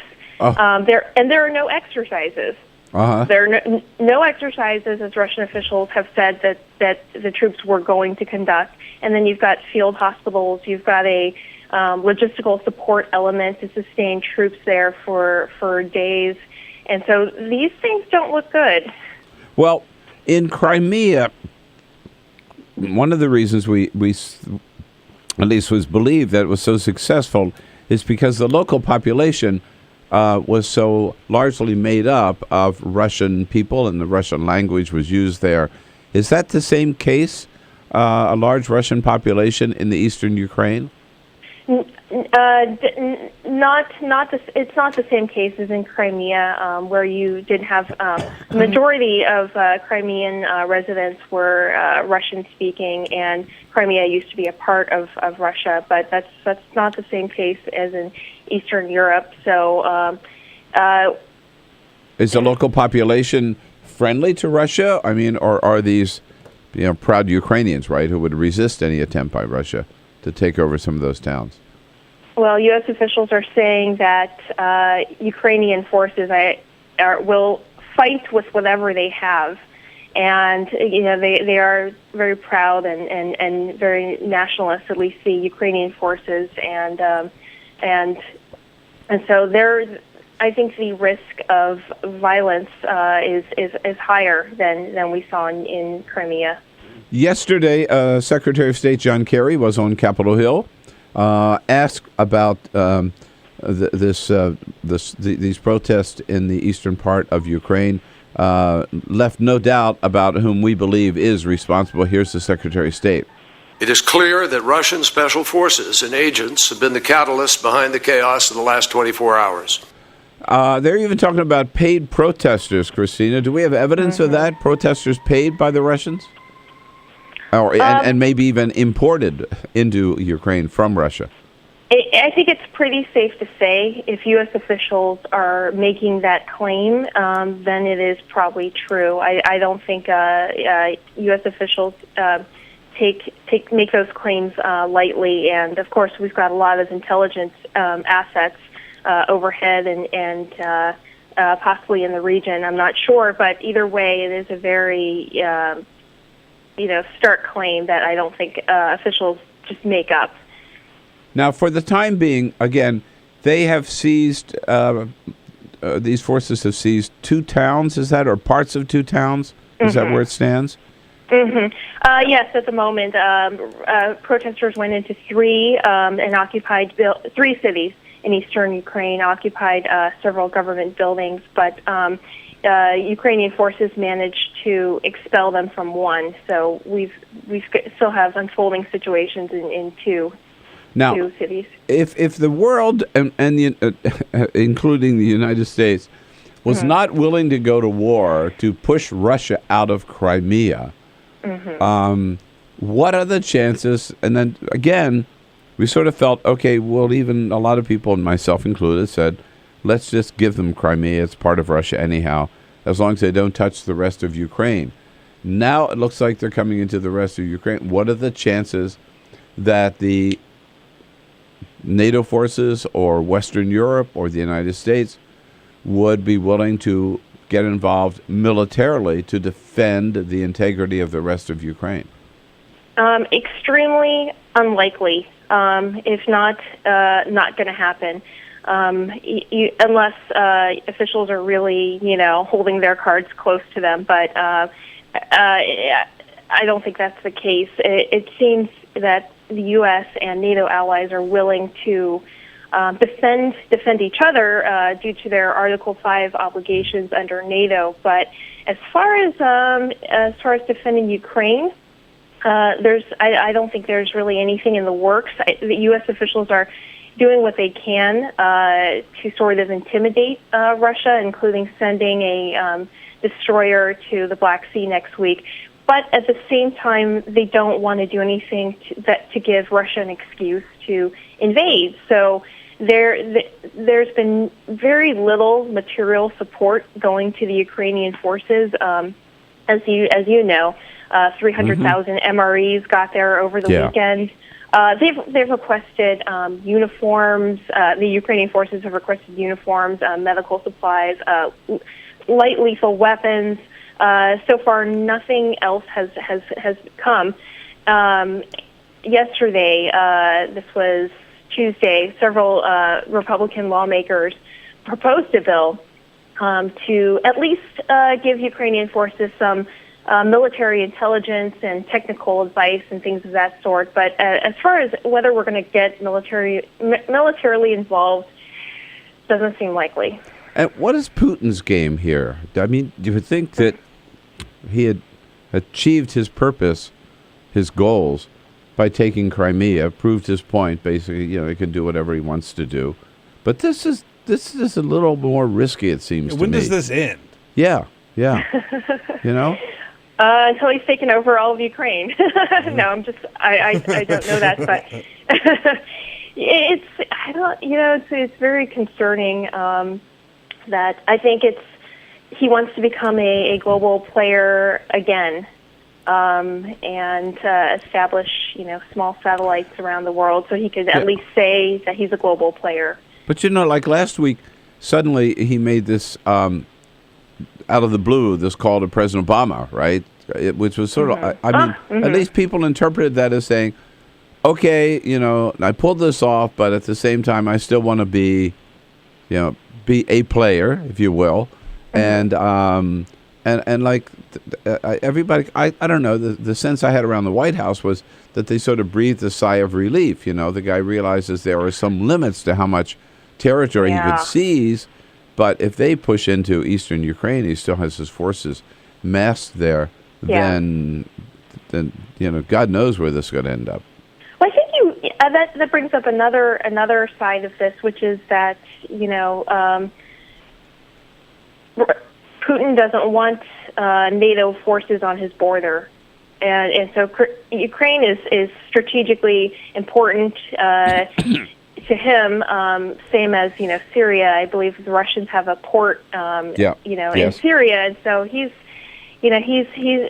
could be trying to protect what is in his sphere of influence, and possibly influence the May 25th presidential elections too. But this could all be optimistic given what he's already done. Yeah, I know. Just when you thought it was safe to go back in the water, the sharks are out again. Indeed. Thanks so much, Kristina. Thanks for your good reporting on this and for sharing it with us this morning. Appreciate it.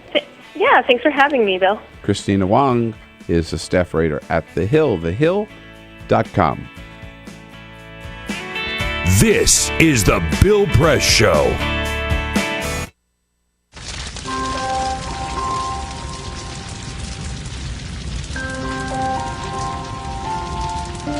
A single ember that escapes from a wildfire can travel more than a mile. That single ember can ignite and destroy your home or even your community. You can't control where the ember will land, only what happens when it does. Get Fire Adapted now at fireadapted.org. Columbine, Virginia Tech, Tucson, Aurora, Fort Hood, Oak Creek, Newtown. Newtown. How many more? How many more? How many more colleges? How many more classrooms? How many more movie theaters? How many more houses of faith? How many more shopping malls? How many more street corners? How many more? How many more? Enough. Enough. Enough. Enough. Demand a plan. Right now. As a mom. As a dad. As a friend. As a husband. As a wife. As an American. As an American. As an American.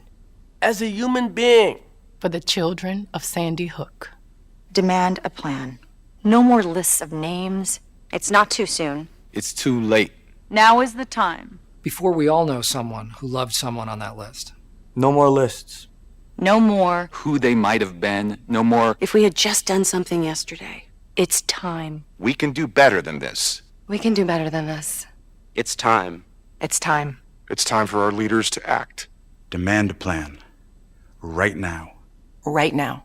You! Demand it! Enough. Enough. Enough. Enough.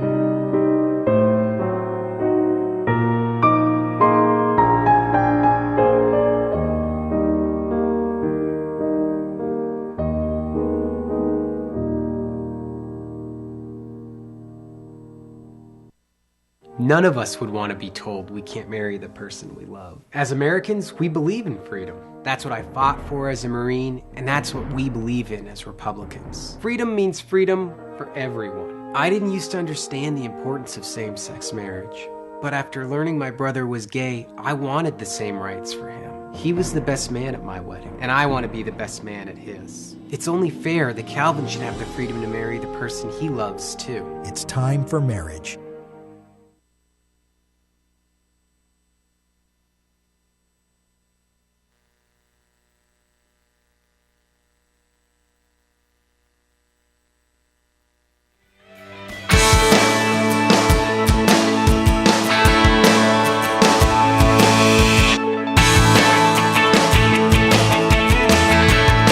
On your radio, on TV, and online. This is The Bill Press Show. 14 minutes before the top of the hour. In the next hour, Randi Weingarten, president of the American Federation of Teachers, and Congresswoman Rosa DeLauro from Connecticut. Yesterday, big celebration at the White House in the East Room where the president, commemorating Equal Pay Day, signed two measures which will hopefully relieve the inequality that we see in the workplace today and make it easier for women not only to find out if they're being adequately and fairly compensated, but to do something about it. And President Obama, so he signed two executive orders yesterday, one that would, and it's hard to believe that this is necessary. I still find it almost impossible to believe that you could get in trouble for talking about how much money you make with other people in the same company and just basically compare salaries. But that is the case today. Pardon me. Sorry. President signed this executive order yesterday, which for at least federal employees, they're it's okay. It's okay over the water cooler or at lunch or whatever to discuss compensation. And a second executive order that says that federal contractors working for federal agencies have to reveal all their salary arrangements for their employees as they do at the White House, so everybody knows what everybody is making for whatever job that they have. I find it fascinating that on a day like yesterday, the big ideas from the Republican Party, they put out there, of course we support equal pay for women, and we think that a lot of women are getting equal pay, and they made the arguments that this whole gap doesn't really exist in the real world. And, look, it's certainly gotten a lot better, but it's not where it needs to be. And the idea that there are people out there that want to deny that there's a problem just doesn't help the conversation, I don't think. The inequality exists on many, many, many different levels. Someone at the White House, one of the reporters, Juliet Elprin, I think from the Washington Post, pointed out yesterday in the briefing room, like for dry cleaners, women pay twice as much as men sure. for getting their clothes dry cleaned, sure. right? Sure. Whatever we pay for shirts, right? Yeah. They pay for dresses or a blouse twice as much. Until Obamacare, women paid twice as much for health insurance as men. So there's all kinds of examples of inequality. And in the workplace, it's still where women across the board basically get 77 cents for every dollar that men get for the same work. President Obama, again, taking two actions that he could because Congress won't do anything about this. The president took these two federal executive actions yesterday. And he said for him, this is especially for him an important issue. It's personal for me. I've said this before. I've got two daughters, and I expect them to be treated just like anybody's sons. The other note that the president made is, so yesterday, the significance of yesterday was that the way things go today, women would have worked from January 1 till April the 8th for nothing, while men were getting paid, and for the rest of the year they would both get paid. That's the difference. As the president said, it's making women work that extra time to get the equal pay. It's like a marathon. That's like adding an extra 6 miles to a marathon. It's not right. That's right.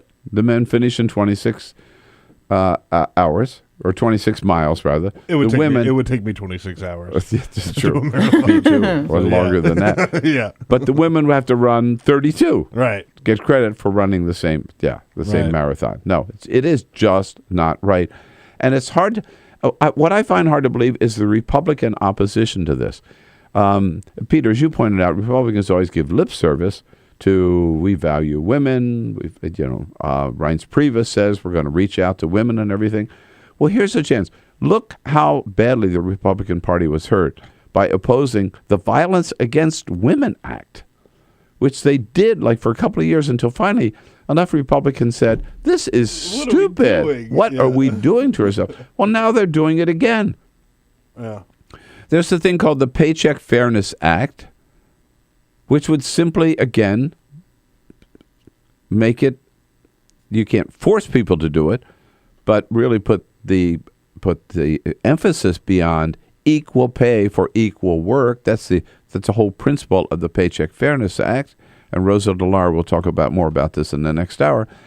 And yet, John Boehner in the House won't even bring it up for a vote, even though he gives, again, lip service to saying we respect women and we want them to be treated fairly.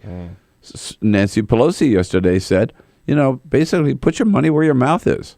We have 197 co-sponsors of for the discharge petition on the Paycheck Fairness Act. It really would make all the difference in the world to families if they would live up to their tweets. Yeah, they tweet out their support for women, but they won't allow a vote on the Paycheck Fairness Act. And just to show how little Republicans really care about this issue. So Mitch McConnell was asked yesterday so what about this? I mean, here's the Paycheck Fairness Act. The president signed these executive orders. What are you going to do about this? What are you going to do about raising the minimum wage, which would also help women especially? And Mitch McConnell says, this is just politics on the part of Democrats. He said, it's part of their never-ending, I'm quoting him now, their never-ending political roadshow that merely blows a few kisses to their voter base. Oh, man. Yeah. Raising minimum wage, it's just like blowing a kiss to Democratic women. Oh, man, that is so condescending. That is so sexist. Mitch McConnell. But sums up exactly what these Republicans feel. All right, we'll come back, tell you what the president's up to today. This is the Bill Press Show.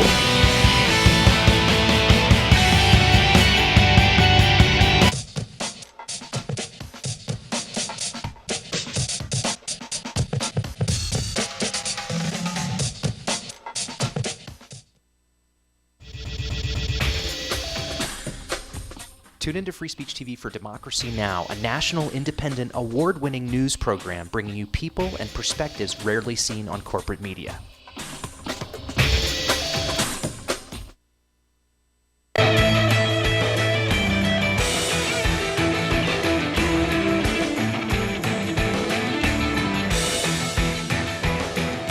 Okay, 2 hours almost down, but boy, a powerhouse of a third hour coming up indeed with two very powerful women here in our nation's capital.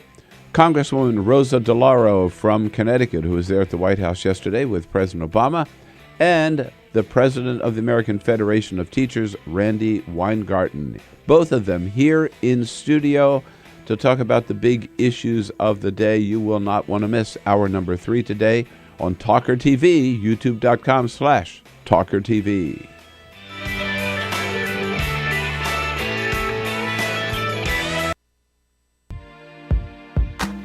California, or the Golden State, has been in the midst of a 3-year drought, and this year, some scientists predict could be the driest in 500 years. Governor Jerry Brown declared a state of emergency in January and in February of this year. the world's 10th largest economy. California is also the United States' top agricultural producer. Half of all our fruits and vegetables come from California. The Golden State is not the only place on the planet struggling for this vital resource. In December 2013, the World Resources Institute found that 37 countries face severe water shortages. Free Speech TV would love to know what you think about this fight for water, especially if you're from the Golden State. Please call our comment line at 1-888-378-8855 or email us at comments@freespeech.org to let us know your thoughts. So, I'm kind of new here, but I've noticed a trend. My human does this funny thing where she goes around and gets all my toys, and then she hides them in that basket by the door. But it's always the same basket, and it's always in the same place. And then she acts so surprised when I find them, but, she's putting them in the same basket. Again. It's like, hello, that's where you put it last time. You were the worst at hide and go seek.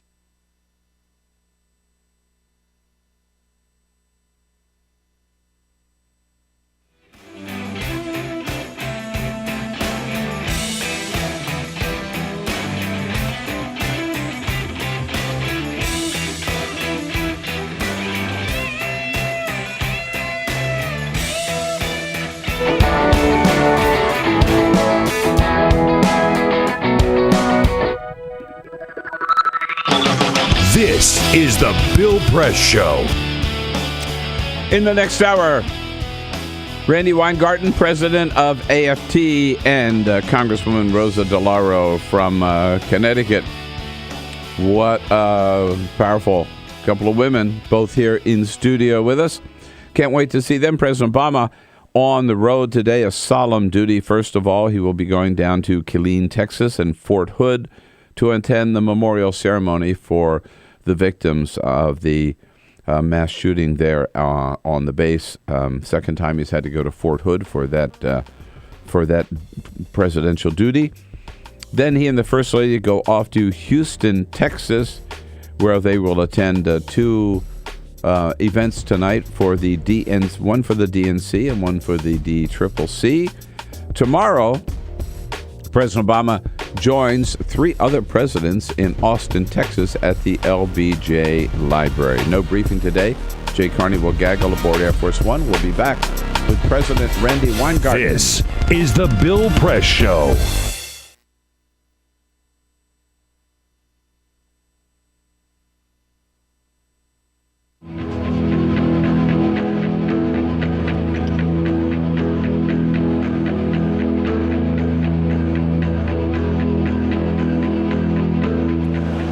Here reporting from Houston, Texas for Climate Desk. Now, one of the biggest uncertainties in climate science right now is the role of clouds.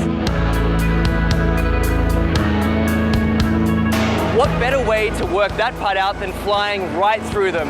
That's what NASA scientists aboard this airplane think. Welcome to NASA's biggest airborne laboratory. You're coming with us today on an 8-hour NASA flight mission. When you read these big IPCC climate assessments, what's the biggest uncertainty? There's two, right?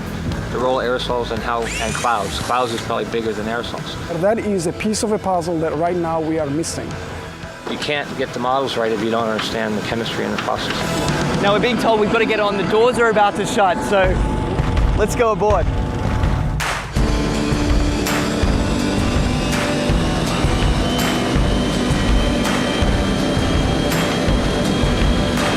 Every time you turn on the weather, every time you hear a climate change prediction, that information has to come from somewhere. And it starts by getting sucked out of the air from planes like this.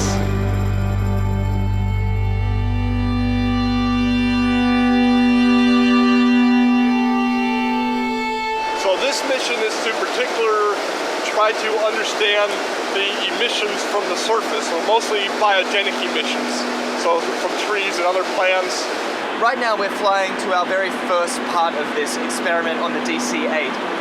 Over Arkansas, there's a particularly pungent bouquet of emissions that scientists are interested in measuring. Well, these emissions lead to both aerosols and to molecules that both destroy and create ozone. So So these are very important things to understand for climate studies. How it will manifest itself, it will be in more accurate and more reliable predictions. So what we're doing is taking a series of flyovers, each at a different level of the atmosphere, scooping up those emissions, testing them, and hopefully scientists are going to see exactly what's in this column of air all the way up.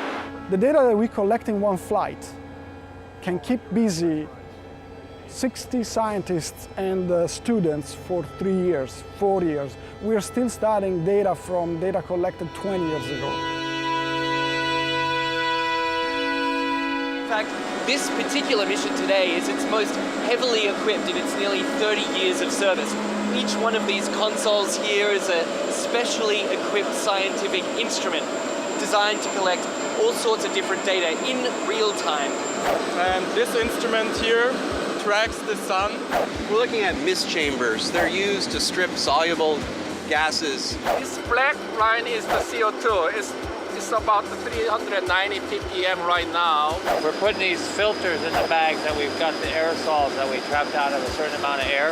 And so we're sampling up here about 150 liters a minute. That ultimately flows back into the operational models. It flows back into what goes on TV every day. Anyway, I got to get this sample going. You do it. It's a busy man at work. We can't let him rest. Well, get this. We've just spent 2 hours crisscrossing this one cloud formation. In, back out again, back in again. Then they grow, and we track them as long as we can, and then we let it go. Even one cloud can hold a host of answers to the mysteries of climate change. The patterns of, where the clouds are, what type of clouds we see, what kind of weather systems they're associated with it, that'll all be shifting in a shifting climate, in a world with climate change. Then the big spark is this, is when we actually get the meat on the grill. And then it will be some time to process it.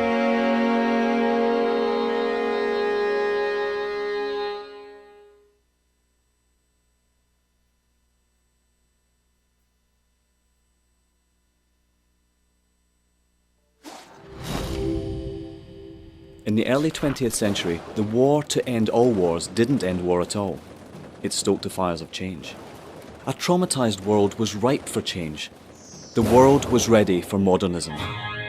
Modernists wanted to forget history, or at least reinterpret it. More than just a style, modernism applied virtually all forms of creative expression. Innovative artists like Picasso, Escher, Dali, they all started looking at their world differently. Other artists tried painting light itself. These were the Impressionists. Surrealists went a bit further. We had entered the age of the isms. Cubism, symbolism, futurism, constructivism. All these new modern ways of looking at the world blew people away. When it came to architecture, modernists were intrigued by emerging technology. Concrete, glass and steel featured heavily in their buildings. Modernists believed that they could design a better society. Ornamental indulgence was considered a frivolous waste of effort. They thought function should always dictate form, and that mankind's intelligence, creativity and capability for radical thinking should be celebrated. Take the Russian inventor Georgy Krutikov. He suggested an idea for a city held aloft by electrical currents. This at a time when there was barely enough wattage to keep the lights on. Not everything they designed was a resounding success. But you could argue modernism was the single most influential movement of the 20th century. From house music to housewares, tables and chairs to graphic design, all have been created by the aesthetics and ideas of modernism.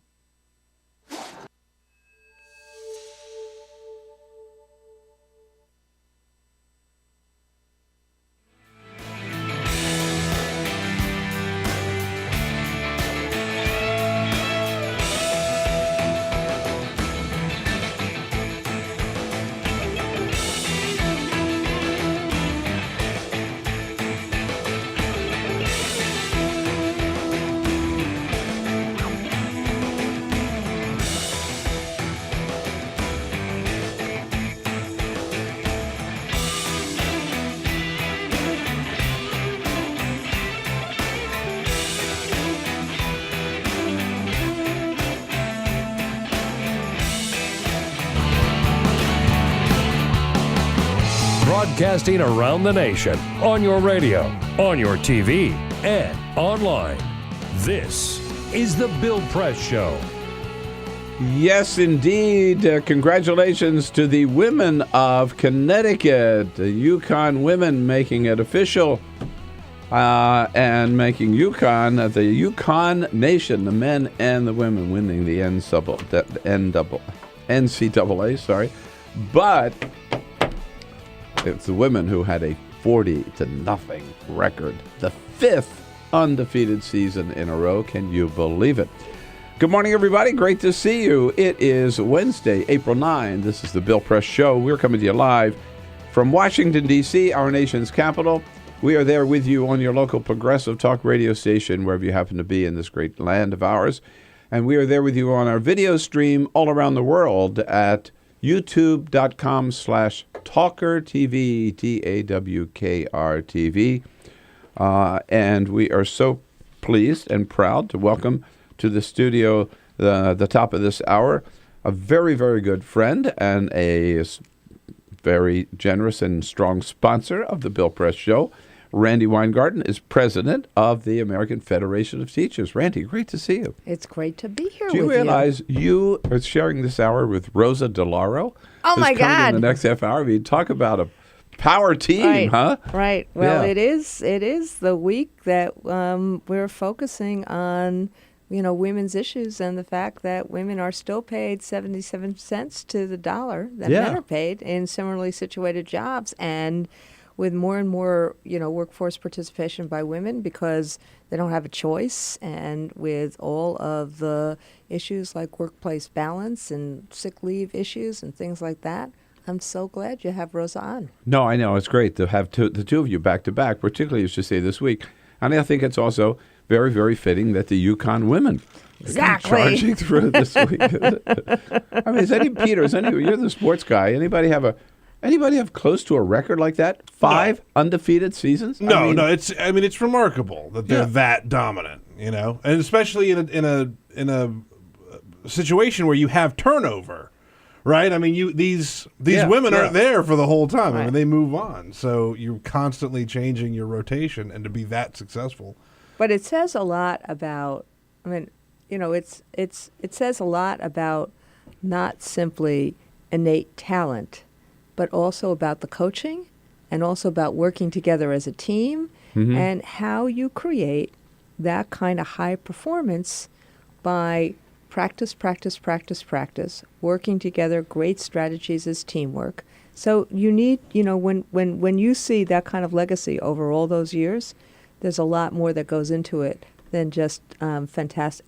Fantastic as those ladies are, as fantastic talent. It must be proud and exciting to be part of that legacy, too. Our team here, I want to acknowledge Peter Ogburn, I said hello to, and Elisa Murphy. Good morning. Running the board. Alicia Cruz is standing by to take your phone calls now that she's delivered me a fresh, hot cup of tea. Thank you, Alicia, for that. And Cyprian Bolding, our videographer, keeping us looking good on the video cam.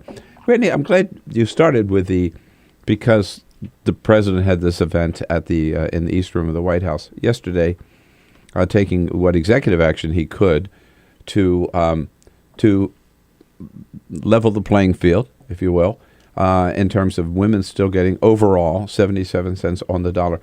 Mitch McConnell yesterday said, well, these are Democrats just blowing kisses to their Democratic women. I mean, that's for the Paycheck Fairness Act, that's how he describes it. Just blowing a few kisses, nothing. Well, this is, so look what's going on in this country. And I think about it this way. Think about the ladder of opportunity. That's what this country was always about. And, when you see in the what's in the Congress right now, the Senate is trying to pass minimum wage laws, and House has already said, ain't going to, excuse my language, ain't going to do it. Senate passing extension of unemployment, House saying ain't going to do it. Now, on this issue, where in terms of workforce participation, we know that women still don't make the same amount of money for similar jobs as men do, and that Barbara Mikulski has come up with a bill that's going to be introduced today. We know that when women join unions, they actually their wages increase because through collective action you have your wages increasing.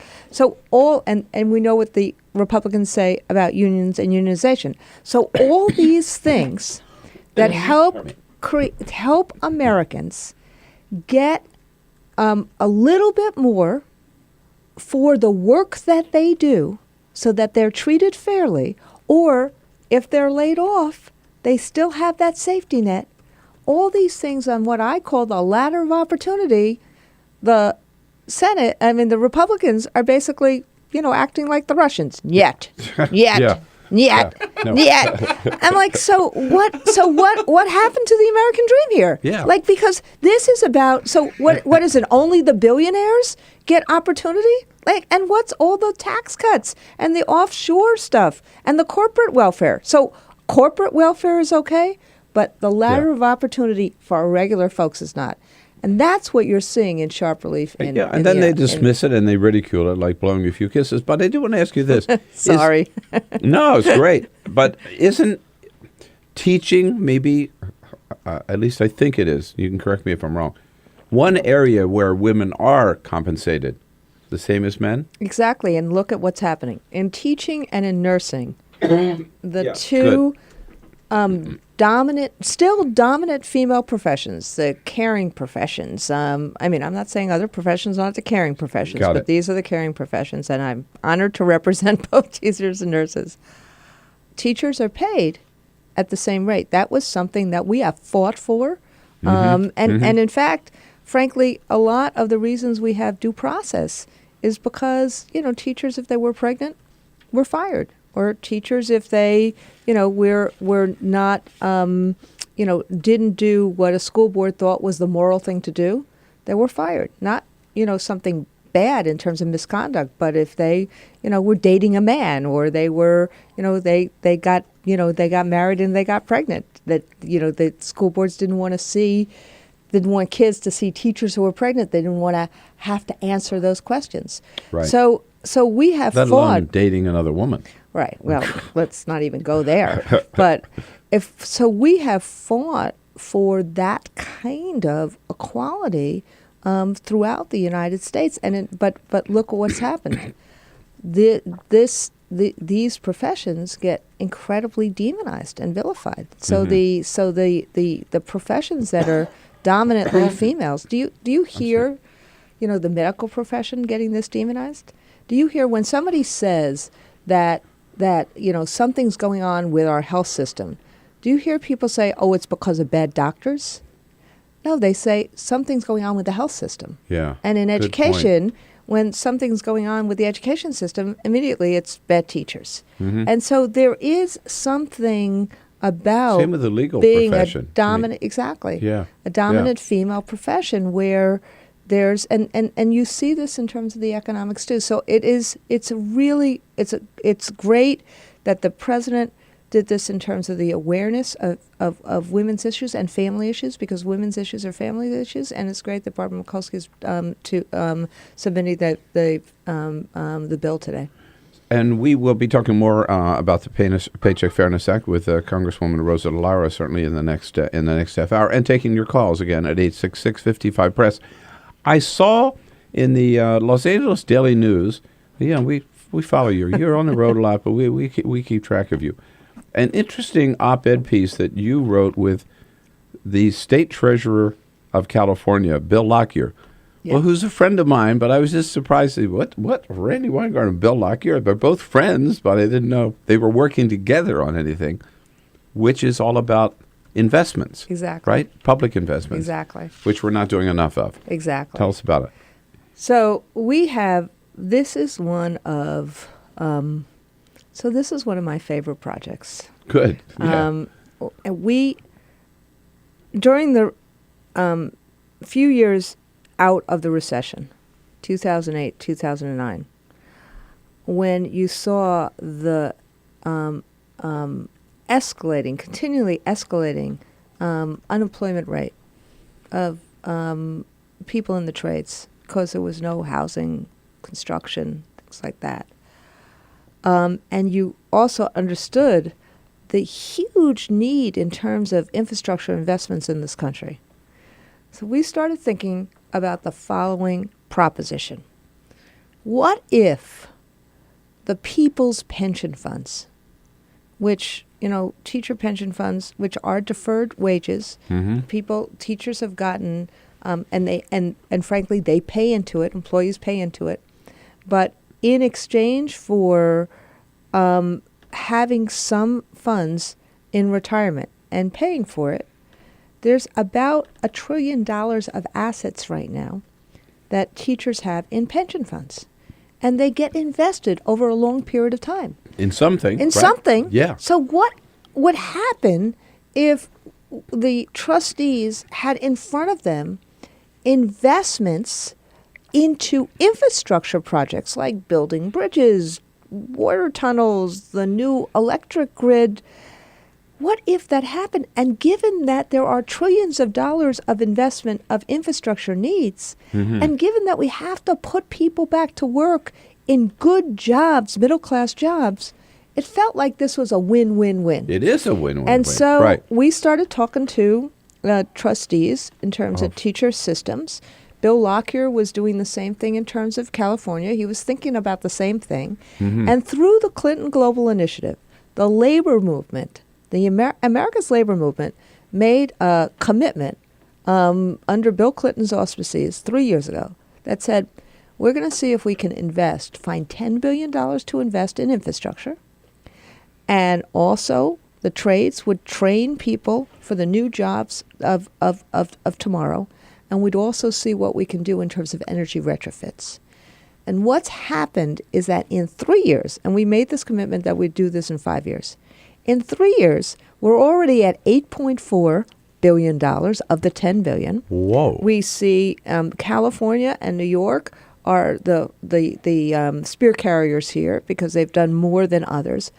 And we have invested some of some of those projects are already, some of those funds are already committed to projects. And by our count, there's already been over 30,000 jobs created. And we're starting to see trustees saying, you get me a decent return, I want to rebuild America. And that's the kind of work that you have to do as Americans to see what can you do in an innovative way that creates a decent return, that creates a way to create and sustain jobs, and does things we need to do in terms of building infrastructure. Well, what I find fascinating about that, though, is that this is the work that that the Congress should be doing, but won't do, right? And has not done, and used to do. Right. I mean, when FDR, after the Great Depression, he put the federal government to work building this infrastructure. Exactly. And the fact is that if there were infrastructure banks, that's, and this piece of legislation has been in front of the Congress for years. This is normally you would think that Republicans, small business, want to create jobs in a real way. But, that piece of legislation isn't moving. And then there's other things that you could do that would really untap this. So, you could have a different set of tax consequences to this kind of private investment, like the muni bonds get. And that would really unlock this. But here you have patient capital that's invested anyway. And so why not invest it in things that we know will help the country? Of course. No. So, and our trustees, the teacher trustees throughout the country, we're working with. So this with is a bunch state of them. after state after state? Right. Yeah. We're working with about 25 different trustees from about 25 different plans, and we're our trustees, teacher trustees, want to be educated. They want to have real curriculum. They want to really know their jobs, or they're very serious about guarding teacher pension money, which is fantastic. They need to be serious about that. So we've been very careful about this. These have to be grade A investments. They have to be. We have to make sure that there's a real rate of return. But this is rebuilding America. This is what entrepreneurial America should be about. And again, no help from the Congress, not no help because the Republicans are saying, Right. yeah. Yeah. But really, but Bill Clinton has seen what we've tried to do, and he's tried to highlight it through the Clinton Global Initiative, which is a great foundation. What he's This done is there also great. something that the business community should get behind because they benefit from the infrastructure. These roads are necessary to carry their trucks, and the railroads are necessary to get those products, to market all across the board. I mean, it is so important, as you say, for the country, for everybody. It's where we ought to be investing, and it's one more case of where Congress won't do it, then other people are going to have to step up and take the lead. The Teachers of America are here under the leadership of Randi Weingarten. Your questions, your comments, welcome here at 866-55-PRESS. We'll be right back. This is the Bill Press Show.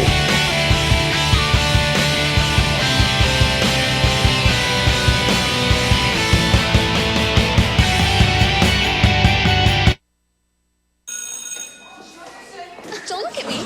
Your hair's a bit frizzy today. Oh, you should pick that up. Oh, you're such a dork. Loser. Here, let me help you with that. Oops. Every day, kids witness bullying. Oh, look. Your crush is looking at you. Poor you. They want to help, but don't know how. See, no one here's gonna help you, because no one Teach your likes kids how to be more than a bystander. Visit stopbullying.gov. If you drive buzzed, it could cost you around $10,000. You'll face major legal fees, major fines, and steep insurance penalties. You could lose everything. Nothing kills a buzz like getting pulled over for buzz driving, because buzz driving is drunk driving. When some people struggle with their mortgage payments, they become frozen, petrified. Not knowing what to do, they do nothing. But the people who take action are far more likely to get the most positive outcome. Making home affordable is a free government program. Call now to talk one-on-one with a housing expert about the options that are right for you. Real help, real answers, right now. Here at the GED Pep Talk Center, we have pep talkers standing by to get you motivated for your GED diploma. Text the name Terry to 69222 for a sympathetic pep talk. You show people what you really are. Or for a gentle pep talk, text the name Deborah. You know you're going to make people very proud of you. And if that's not enough, text the name Danny for an extreme pep talk. Prove everyone wrong. Show them you're the boss. Get your GED pep talk and find free GED classes. Text the name of the person you want a pep talk from to 69222.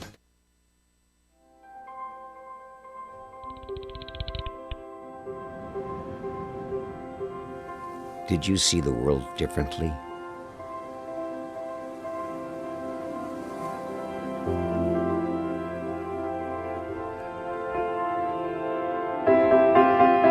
Did you celebrate the victory?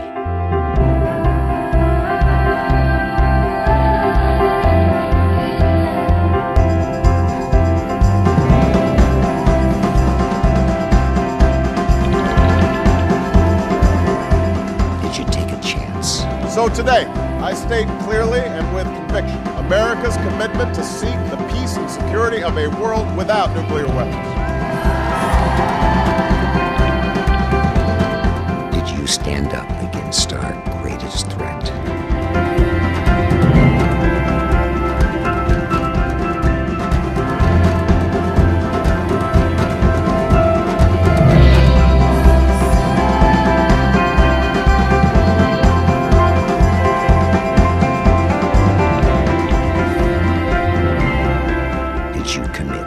Change the world.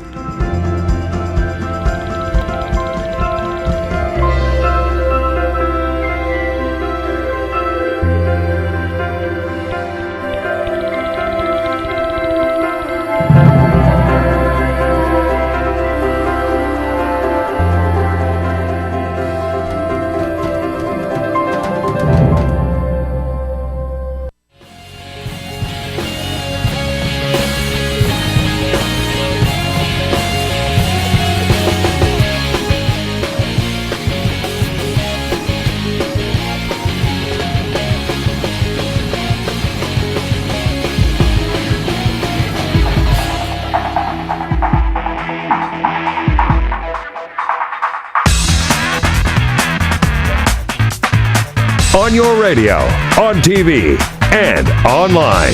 This is The Bill Press Show. Here we are, 26 minutes after the hour now on a Wednesday morning. Randy Weingarten's sidekick, Rosa DeLauro, will join us in the next half hour, passing the baton to a good friend on many of the same issues. Randy, you're involved in so much important work and so many important projects.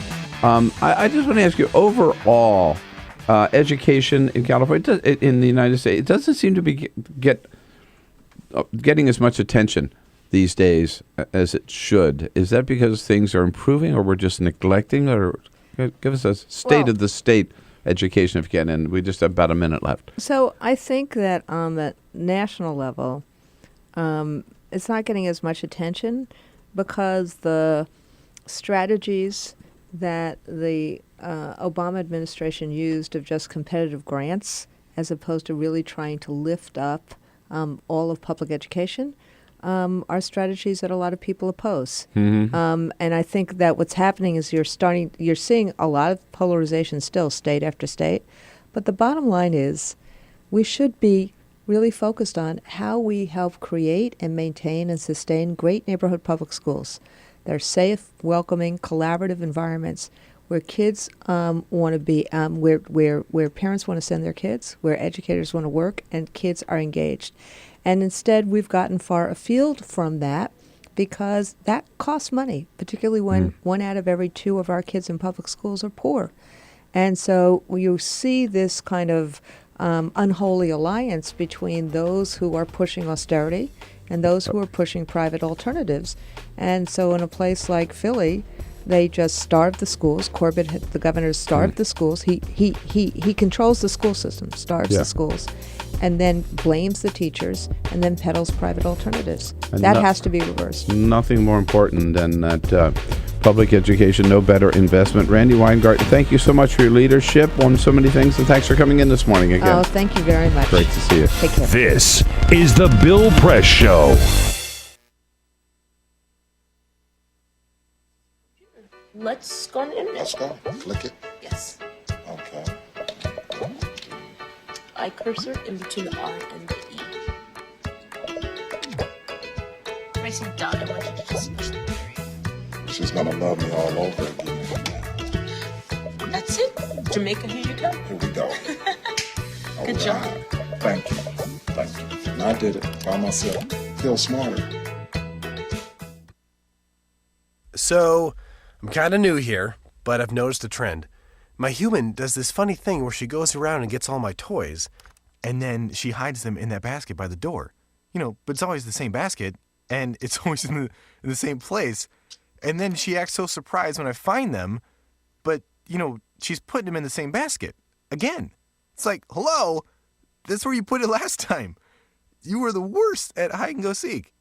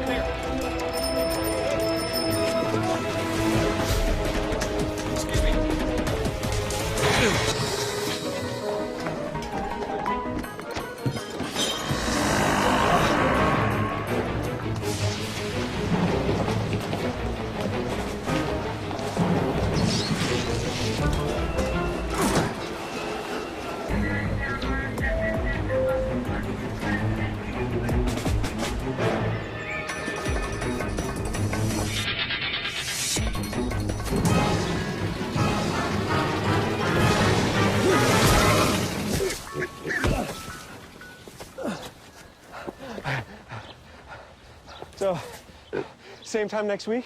Well, of course. Put away a few bucks, feel like $1 million. For free tips to help you save, go to Feed the Pig.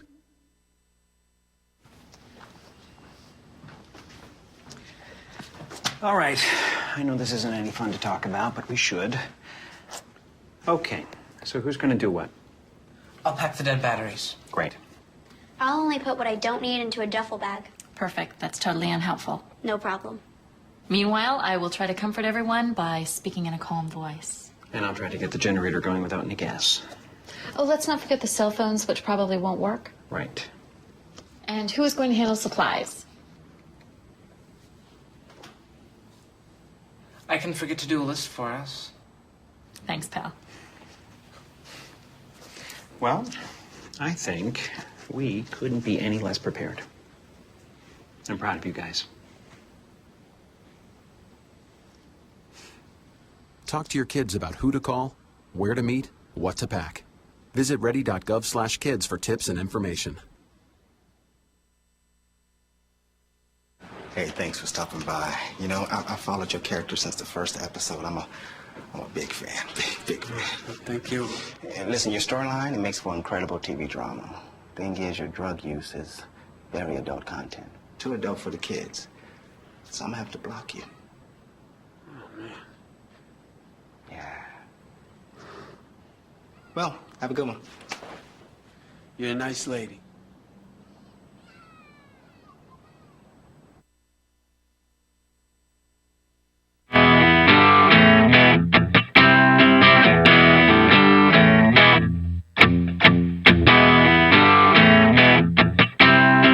On your radio, on TV, and online.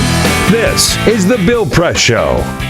Here we are, The Bill Press Show, this Wednesday morning.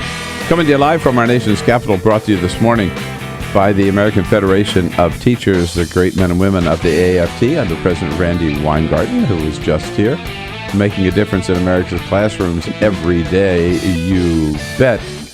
It's a hard act to follow with Randi Weingarten, but the one person who could do so is our good friend, Congresswoman Rosa DeLauro, who is on top of the world today for a couple of reasons. Joining us in studio, Congresswoman. Congratulations on UConn. Yes, go Huskies. Husky heaven. They were great. It was my wonderful. God. Men and women, right? Men and women. But I must say, I think the women outdid the men. I love watching the women. And something very, very special for me, Bill, is my mom is 100 years old. She lives with us in New Haven. And she, started to tell me, maybe, just not that many years ago, that she used to play basketball in New Haven when they had leagues. And it was stunning to me that all those years ago they had these women's leagues in the city of New Haven. And to this day, when I was home a couple weeks ago, don't tell me she's still playing. She's watching though. She's watching, and she is riveted watching them play. It's really wonderful. Well, I mean, you got to be proud of this team. 40-0 this year. Notre Dame was undefeated going in too. 37-0. 37-0. And then this is the fifth undefeated season in a row. I know. For the women. It really is extraordinary. I put in a call to my colleague Joe Courtney early this morning, since it's all in his district. I said, all right, what are we doing? What are we doing? Oh, yeah, I'll bet. What's in the water up there? What? And Peters reported earlier that Governor Dan Malloy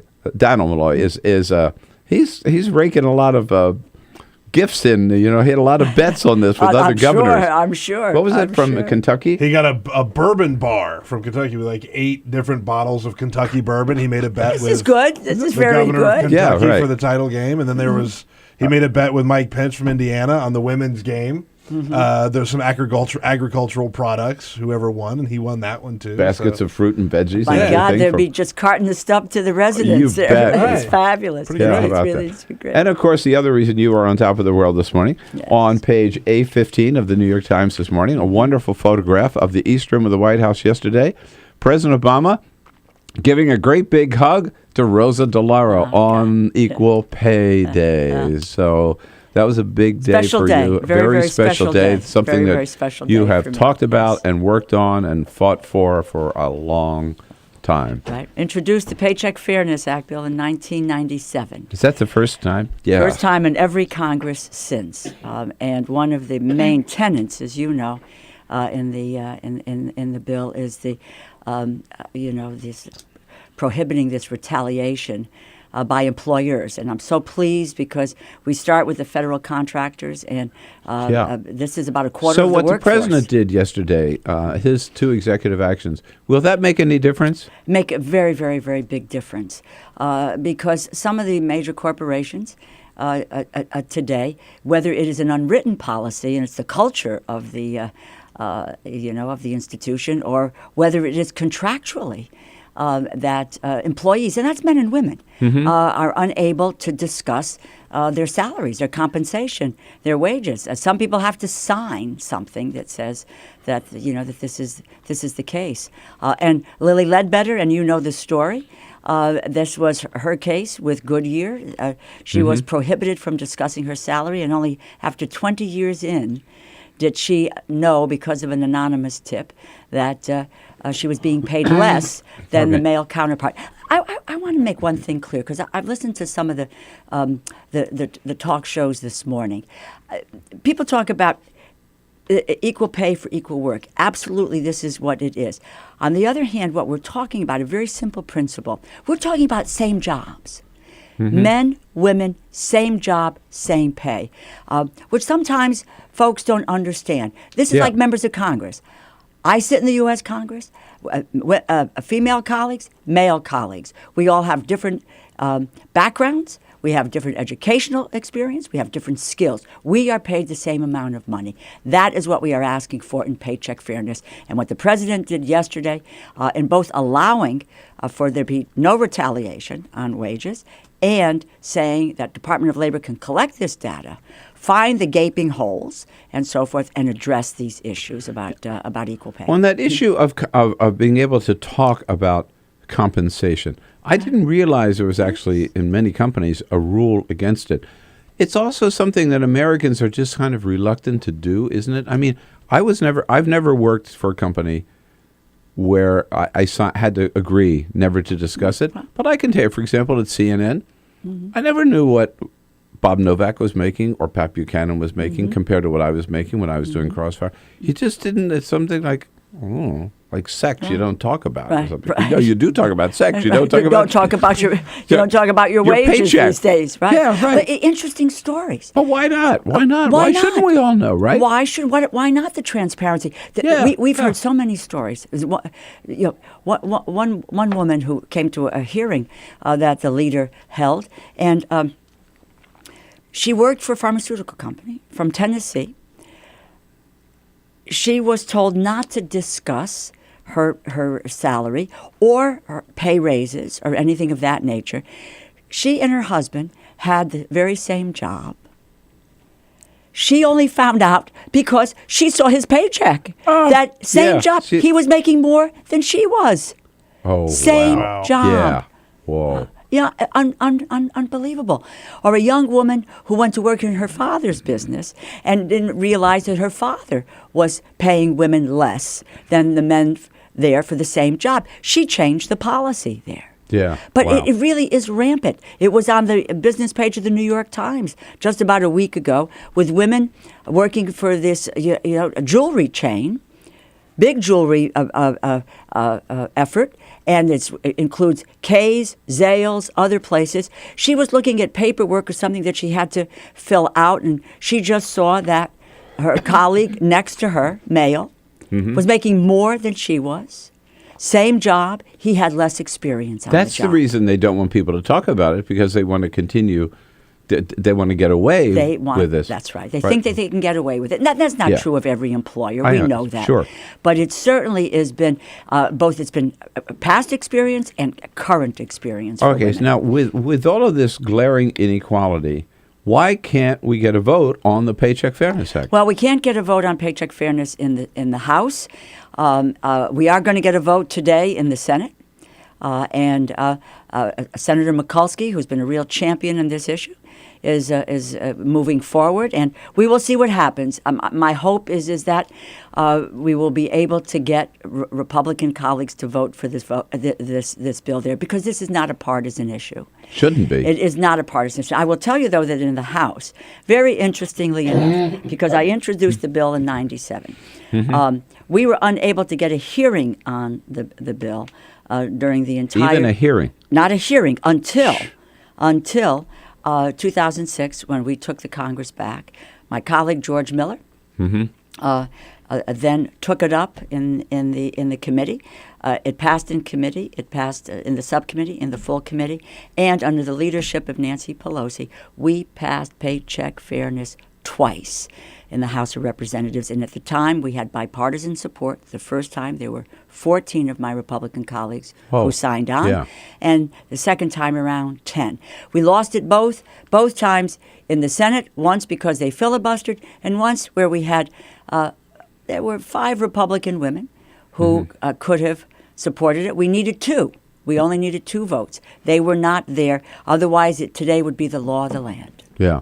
Is there any? Do you have any read on the Senate vote today that we can expect? I understand there will be a substitute offered by Senator Collins, and a Collins-Fisher substitute. And quite frankly, what I've heard about it this morning is that it is a very, very weak a substitute. One of the things that it says is that businesses have to acknowledge that the law requires them to do this. Well, that's required already. There's a weaker retaliation portion of it, and they talk about job training.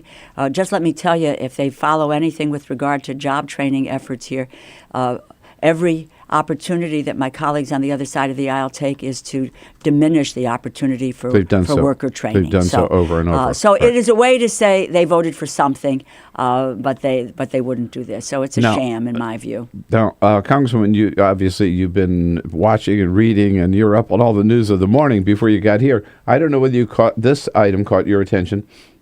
Yesterday, Mitch McConnell was asked what he thought about the Paycheck Fairness Act and about the the president having this event at the White House.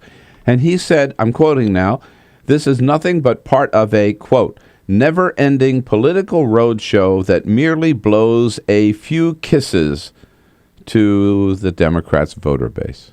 So that's how he dismisses that's right. all you're trying to do. I mean, what? It is so dismissive, and that really is so demeaning to the value and to the respect for women in the workplace today. And women are 1/2 of the workforce. We are 2/3 of the primary breadwinners or co-breadwinners in families. Single-headed household women are in the workforce at an accelerating rate, and they've gone in at lower pay efforts. Underlying that is the 77 cents on the dollar that they make. And we are not a culture and a society that provides support services for women who are on the job, like paid leave, like paid family leave, like affordable child care. Those are not and to dismiss women in that way. I would ask Senator McConnell, when his wife, was Elaine cabinet Chao, secretary. was the cabinet secretary, whether it would have been all right if she received less pay than her male cabinet secretaries, absolutely. or where his daughters or granddaughters were in that position. It is demeaning. It is, and it's unbecoming. And the women in his state ought to know what he thinks about their worth. Amen. Congresswoman Rosa DeLauro here with us. Right. On a Wednesday morning, your questions, your comments, welcome. We're red hot, ready to go here on the Bill Press Show this Wednesday morning. We'll be right back with the good Congresswoman. This is the Bill Press Show.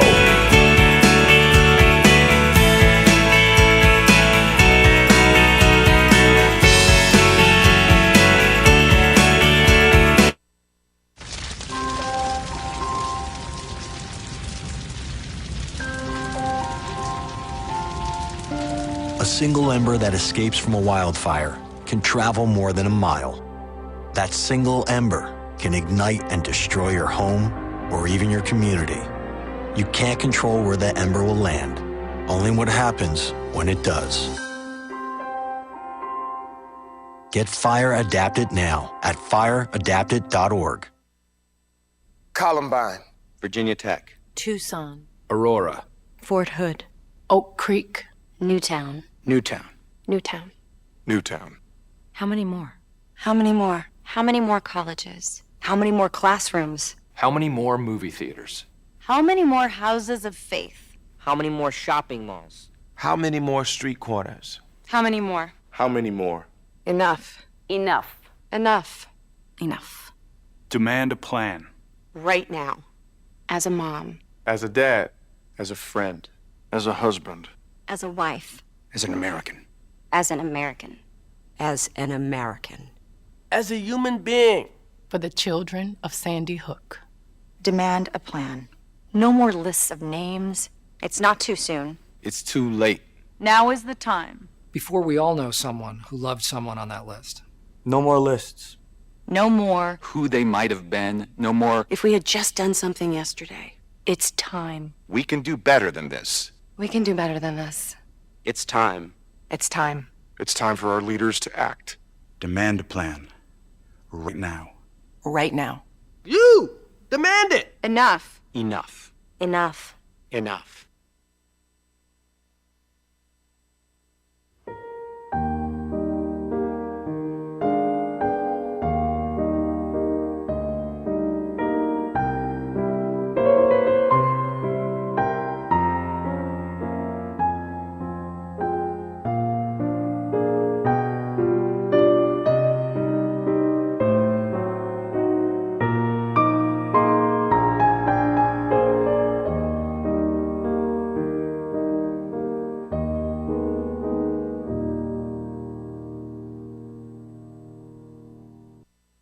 None of us would want to be told we can't marry the person we love. As Americans, we believe in freedom. That's what I fought for as a Marine, and that's what we believe in as Republicans. Freedom means freedom for everyone. I didn't used to understand the importance of same-sex marriage, but after learning my brother was gay, I wanted the same rights for him. He was the best man at my wedding, and I want to be the best man at his. It's only fair that Calvin should have the freedom to marry the person he loves, too. It's time for marriage.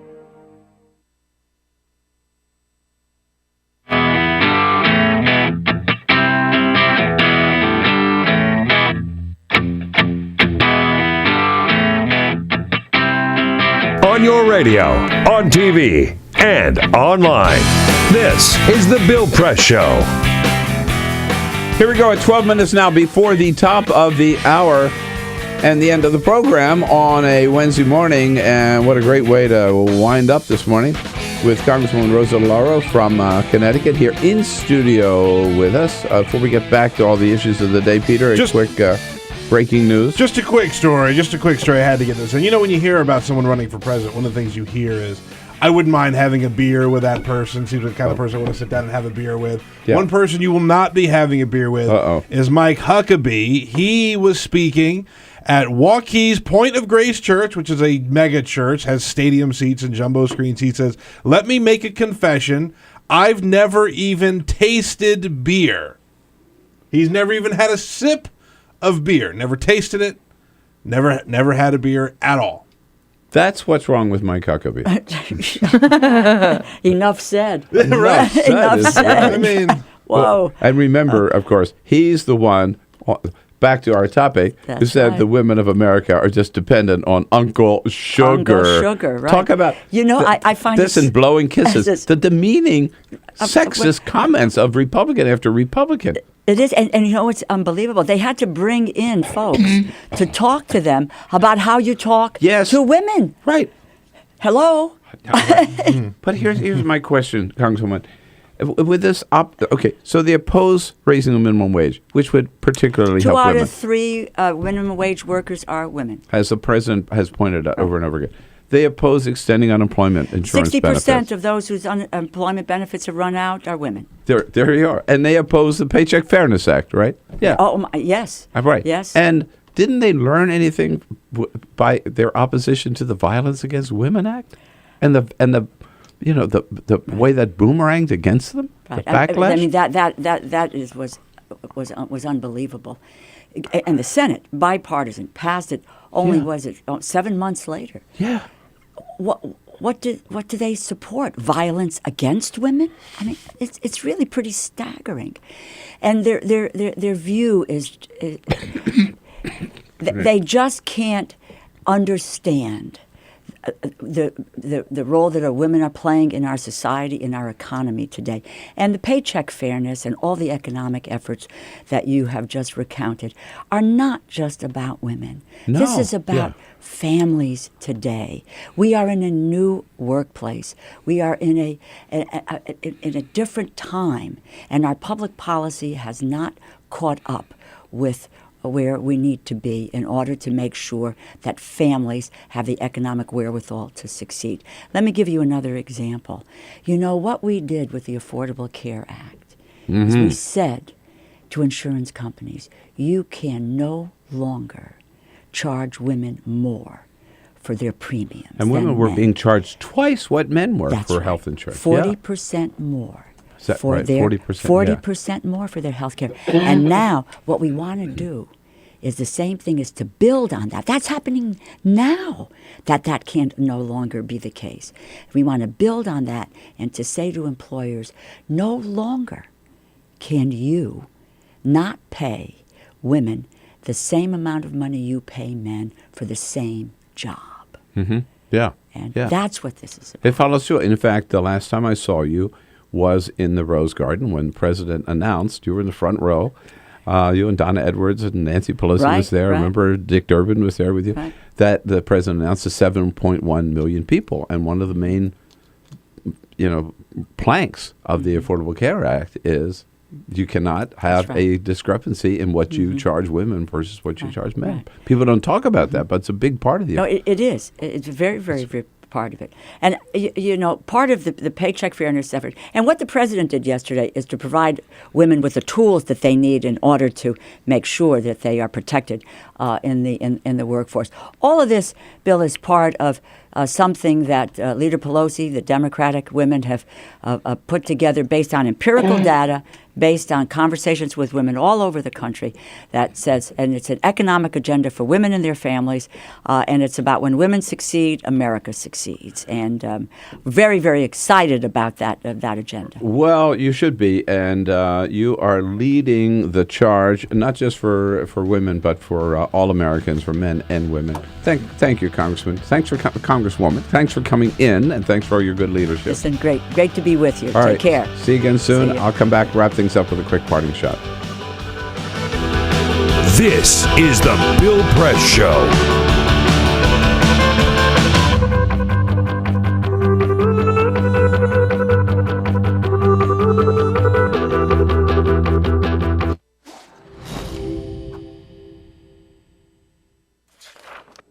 In 1920s America, the Great Depression effectively erased consumer demand.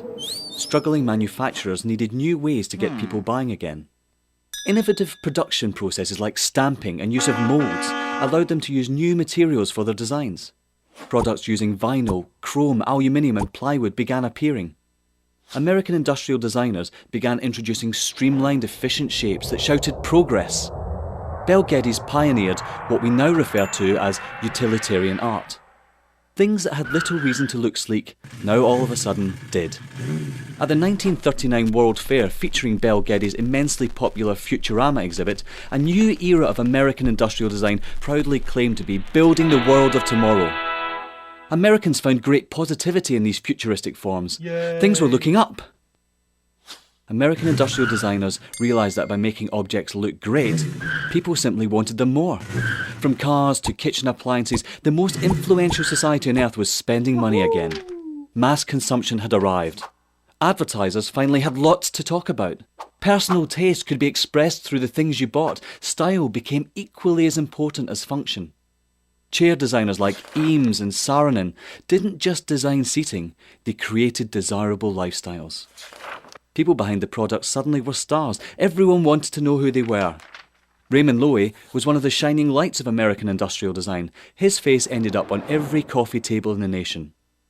Toothpaste packaging promised whiter teeth. Washing powder packaging promised whiter whites. Who knew such simple household objects would shape the tastes and ambitions of an entire society? American industrial design improved America, functionally, culturally and intellectually, and exported it around the globe.